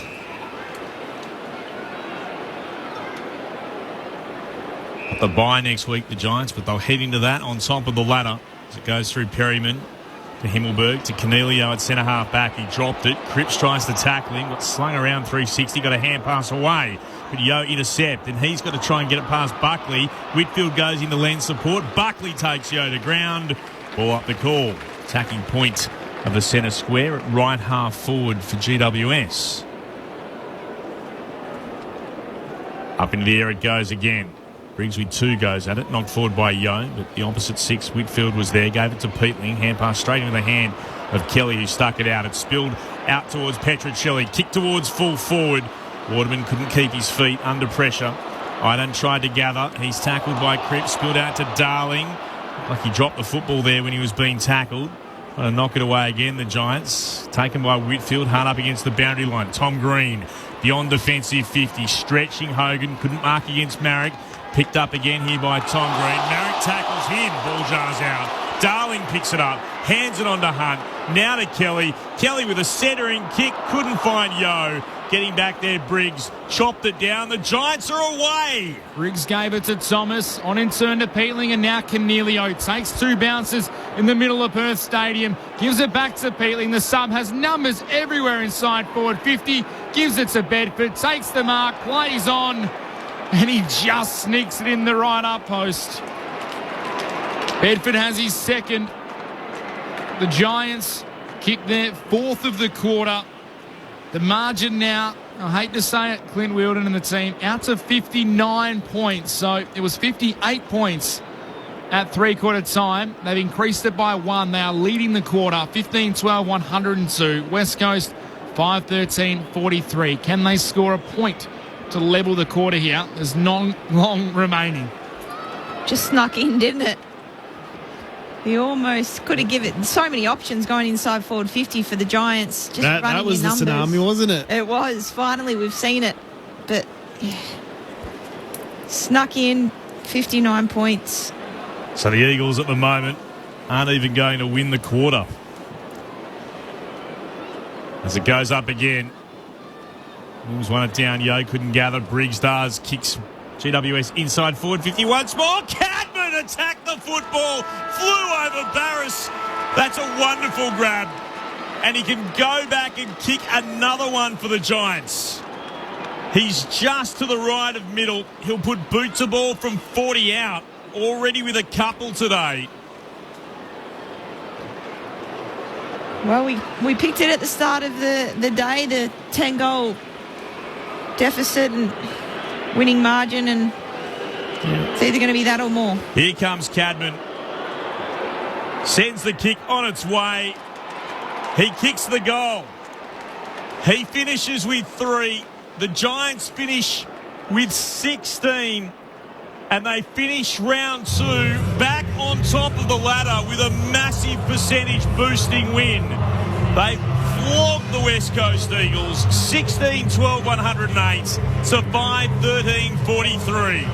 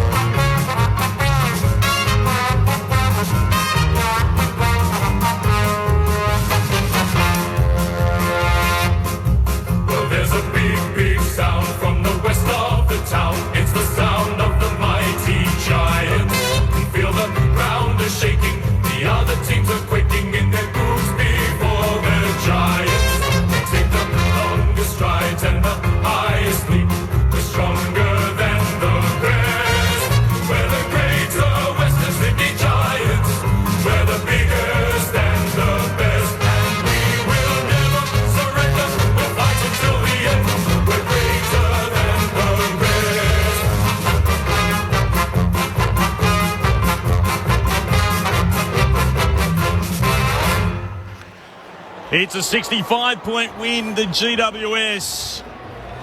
They led by 19 points at quarter time, by 39 at the half, by 58 at three-quarter time. And despite their best efforts, the Eagles couldn't win the term. The Giants kicking a couple late to claim that quarter as well, to go on to win 16-12, 108 to 5-13, 43. 65-point victory set up by 8 unanswered goals, with West Coast not kicking a goal from the 14-minute mark of the opening term right through until the 2nd-minute mark of the final quarter. The goal kickers, Cadman finished with 3, Bedford with 2, Daniels with 2, Kelly with 2, Hogan with 2. The individuals, Toby Green, Finn Callahan, Pete Ling, Jake Riccardi and Harvey Thomas. So Jesse Hogan staying on top of the Coleman medal race with 12 goals so far from his 3 games. For the West Coast Eagles, just 5 individual goal kickers: Waterman, Hunt, Yeo, Kelly and Cripps. GWS back on top of the ladder. Their percentages climbed from 143.3 to 165.7. They've got the bye next week. So the Sydney Swans, well, they'd be well aware that a win over Richmond at the MCG would see them snatch back top of the table once more as the 2 New South Wales sides go head-to-head at the top of the AFL ladder. West Coast next week, trip to the Docklands, the early game on Sunday, to take on the Western Bulldogs. And their percentage, which has been a talking point for quite some time, has dropped under 50%, 49.6%. Percentage for the West Coast Eagles. 2 teams at opposite ends of how things are travelling. The Giants 3 straight, the Eagles 0-2 to start 2024. What do you make of things? Sharad Willingham, Cara Antonio, our experts on live footy on ABC Sport. Yeah, it was an admirable start, I think, from West Coast, is the way you'd put it. The start was okay. The effort was there. There was intensity around the contest, and you could feel it in the way they were approaching each and every contest. But just not even the class, just the seasoned, I suppose, experience really started to come through for GWS. Their ability to put pressure further up the ground, turn it over in really dangerous spaces and really dangerous positions on the ground, allowed them to then transition the ball a lot easier, as opposed to West Coast, who really, I feel like defended on their very last line. Everything was going inside their defensive 50. GWS are doing a really good job of getting it in there reasonably quick too. And so because it was moving in there quick, it did enable them to go really deep. But their transition was just so clean. Their ability to kind of cut like a jigsaw kind of shape through contests was really, really evident in their ability to anticipate offensively where the ball was going to go. Was just on another level compared to West Coast today. But last quarter, to West Coast credit, I'll say that as well. So admirable in the first quarter and a half in the way they went about it. And then the competitiveness is a big tick, I think, in that last quarter. They obviously ended up in the same. What was the score at three-quarter time? Yeah, same margin, pretty much. Margin, and it ended up in a 65-point margin. So yeah, it was so it was around the mark. 5 goals 1 to 3 goals 6 in the final quarter, I believe. But there was obviously effort there. First couple of clearances for the quarter. Yep. And they started really coming forward to defend. I felt like the whole game you'd watch the transition from GWS, and it was tracking the GWS player, the West Coast player, trying to put pressure on the GWS player, was just tracking them, not actually coming forward to defend, and it allowed them just to shift. And we saw a really different look in that last quarter where it was like there was direct frontal pressure coming from West Coast, which is why we saw a little bit more of a turnover, a little bit more of an intercept off possession. Some of those the backline player, I mean, obviously Taylor stands out massively. 9 during halfway through the third quarter? He might have had another couple to add to that tally, but it was definitely an incredible defensive effort from Sam Taylor, who had 9 marks from opposition. So absolutely incredible defensive effort. But then from West Coast, like I said, I was really impressed with Tommy Barrass, who had an enormous number of spoils. What's his just 11 spoils, and all of them really clearing the contest and creating the opportunity for the defenders around him to sweep on the ball. Yeah, completely agree. It was a one-sided affair as of quarter time, but you're right. West Coast could be happy with their finish. They came out, they had energy, and that's a positive, being able to run out a game with digging in and getting stuck in, especially in the midfield. Number of clearances, creating scoring opportunities for their forwards. But, yeah, just ran out of gas, ran out of legs and polish in the second and third, and it cost them massively. Like GWS scoring 11 goals, 6 from turnover. Massive. Let's head down into the Giants' rooms after their 65-point win over the West Coast Eagles. They've made their way down there, and so too has Bridget Lacey. I have, yeah. They're just casually strolling into the applause from family and friends who are gathered here. Obviously, a few local players in this team, among them Sam Taylor. Obviously, I'm the president of his fan club, so everyone can get behind me. But, pretty happy team. And we're about to hear the big sound out west. Seems appropriate. Slight delay as we wait for Stephen Coniglio. Here we go.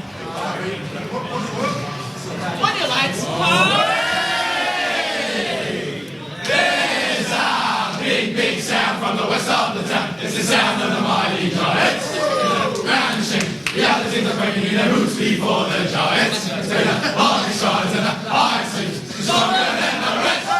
The greater Western City Giants, we're the biggest and the best. And we will never surrender. We'll fight to the end. Greater than the rest. There you have it. We should have Tom Green with us shortly, guys. It's the first time in GWS history they've sung it 3 times in a row to start the season. Their best ever start to a season. GWS 3 and blot in 2024. Just repeating today's early results as well.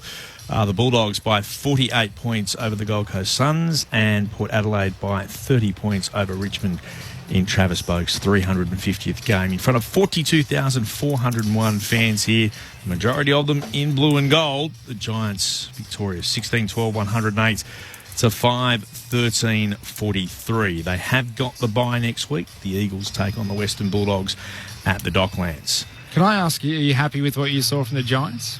Yeah. Because I'll expose, you've been talking them up for a long time. You're a big fan around the office. I am. Big fan of the Giants. Tipped them to be the premiers this year.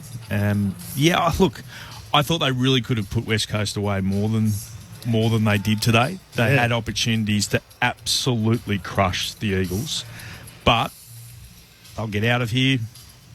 Do you think they just kind of walk away and go, we did what we needed to? Oh, I think there was a suspicion of that. We did what we needed to do here. 2 weeks in a row they've kind of done that. Well, again, North Melbourne, which is nothing wrong with it. They're still playing decent footy. My feeling was against North Melbourne that, again, they did enough. Challenged in the first quarter, and then North, a little bit like West Coast, and they've got a lot of young players, ran out of gas. The Giants knew what they had to do. I think they will annihilate some teams later on in the season. And just that defensive, that back six is enormous. They've got a class midfield. And when you've got, Jesse Hogan is back to being the player in the first year or two when he was at Melbourne. He looks so different, doesn't he? Yeah. I'm really pleased for him. And such a good story. I understand why Freo decided to take the risk and get him across, and I also understand everything he went through, his mental health issues, cancer, death of his dad. Gee, he went through a bit here. But it just didn't work when he was at Fremantle. So sometimes the best thing to do is to go somewhere else. And the Giants, they've decided that they were going to back him, and they did back him. He has what I think is a real plus for him at GWS, and a plus for a lot of footballers who do not like the limelight. And people are allowed to be different. Some footballers embrace it and love it. Others don't want it. If you're the sort of person who doesn't enjoy it, there's almost no better club to go to. And he hates it. Yeah, he does. Good or bad, he doesn't feel comfortable with it. That's just not what he's like. And he would be revelling in the fact that he can play golf and he can surf and he can walk down the street, and outside of the Giants hardcore, no one's going to trouble him. And I think that's a real plus for him. He's in the perfect place to be, and he's playing terrific football. As funny as it is coming back home for Jesse Hogan at WA, probably actually didn't put him in the best environment for him to play his best footy and to be as happy as he can be in life, and going to Sydney and moving to New South Wales. Funnily enough, moving away from family and friends, and he does have some friends that were established in Sydney, has actually been the best thing for him. I think Shane Mumford, he was living with him for a while, who took him under his belt and kind of, crafted him into more of a professional person, which is funny considering it's Big Mummy, but he just took him under his wing with his family and said, come live here for a while, and we'll get you back on the right path mentally and physically. And look at him now. He's probably one of the most imposing forwards in the game, up there with players like Charlie Curnow and the likes. Well, he's back to being what he was early doors. 44 and 40 in his first 2 years. So 84 goals in his first 2 seasons. If you go back and look through the numbers, there isn't a key forward in the last 20 years that has done that in their first 2 years. Not Franklin, not Revolt, either of them, not any of those players. Tom Hawkins, none of them have done those numbers. Jeremy Cameron might be the only one who had an incredible... He was All-Australian almost his first year at the Giants, but some of the great names haven't put together seasons like that. Now he's back to that form. And they've got a lot of youngsters out there that I'm really enjoying. And Thomas. We mentioned players who are missing, but still the likes of Ward to come back in, 4, 5, maybe 6 weeks with a shoulder. Cumming will come back. He's in their best side. Yeah, he definitely is. Yep. So every club can say that there's some players come back, but they're getting some games into their youngsters GWS, and the players they've got above them are just class acts. I really like them. Could they have put West Coast away by more? Yeah. But they'll take those 4 points. Does it matter? No. No, not really. And from what we can gather, they'll get out of here without any trouble. The only question, Toby Green might be fined. I think he'd be fined. I think that's a fine. He hasn't done that for a while. He did take it out of his game when they cracked down on it. So it was a bit unusual. I was shocked when I saw it happen because he hasn't been doing that a lot. I think Tom Cole, he saw it coming and he tried to sell it as much as he could because he knows, he's a smart player, he knows the Toby rule. I was surprised it wasn't a free kick. I thought it should. I think it should have been. But I do think it's a fine because Cole hasn't done no major damage. It was in the chest. I didn't like it, but I think it's a fine at worst. And so the Giants continue to roll on and they'll get a week's break. I'll be keen to see the impact that week's break will have on all these clubs, whether it's a positive or a negative is one that we can only discover with the benefit of hindsight whether it's a good thing or a bad thing if you're one of those clubs. What do you take out of it if you're West Coast? I'm just... you take out the first quarter. Yep. You show some of the effort and intensity, even the way they structured, like small things. The coaching panel will be looking at small things. They were enthusiastic and energised to get to stoppages. They got there, they set up really early, they got to their man, they got everything sorted out. And that just started really slipping away through the middle half of the game. So you go back to that, just emphasise how important it is to do all those little things really well. And then they'll show that a lot of stuff from that last quarter was really good, and then say, we were able to do it in the last quarter. You can tell the way they want to move the footy, though, I think, and it's an exciting brand of footy. It's the skill errors that cost them today. A couple of those hit, a couple of marks, a couple of handballs, and it's a different ball game. Momentum shifts, anything can happen. And I think the intent is there, the energy is there. It's just fine tuning that the skill, execution, and polish of their young kids. But I think there's a lot to take from it. Being able to run out a game and then end the game with still high energy, high running load, hitting the scoreboard. Their couple of goals in that last quarter were from turnovers, so their pressure was still there in the dying stages of the game. So I think a lot of positives. Take the scoreboard out of it. A lot of positives to work with, definitely for Simo and his coaching group. JD. We'll talk more about that in just a moment. They made a big call this week with Andrew Gaff. I wonder what they do in the future of the West Coast Eagles. But let's find out about how things are in the Giants camp for the first time in their history. 3-0 to start a season. Bridget Lacey's got a special guest with her. Bridge. Yes, lucky enough to have a man who I think is on Brownlow medal pace at the minute, Tom Green. Another great win, another great performance by yourself. How much did you set yourself for this one, knowing that this is one you dropped corresponding last year? Obviously, very different start this year to last. Yeah, we did set ourselves a lot for it. As you said, last year we sort of came over here and we didn't get the result we were after, and I think this is the first time we've actually travelled to Optus and won, so it's been a little bit of a hurdle that we haven't been able to go over in the past, so it's nice to be able to tick that off today. What was the key for you guys out there? What was the focus? Because obviously when you're sort of sitting on top of the ladder and you're playing a team at the bottom of the ladder, sometimes you can get complacent. It was just about our pressure and our tackle, which I think our pressure was really good today. We've looked at our metrics and that was really good, and I think we had 83 tackles or something, which is a massive number, and we're really proud of that. I suppose that's sort of our game plan, and everything flows off the back of that, so it was nice to be able to tick that off, and I think if we can get that right, the rest of our game flows off the back. Now I have to ask you about one of our favourite players over here, and you probably understand why, but I think he's a favourite all over the country now. But what's it like playing with Sam Taylor? He's such a beast down back for you guys. He certainly is. He's the ultimate safety net. If you don't get it right in the forward line or the midfield, he just positions himself along with the ball and takes jukes all day. So he's a super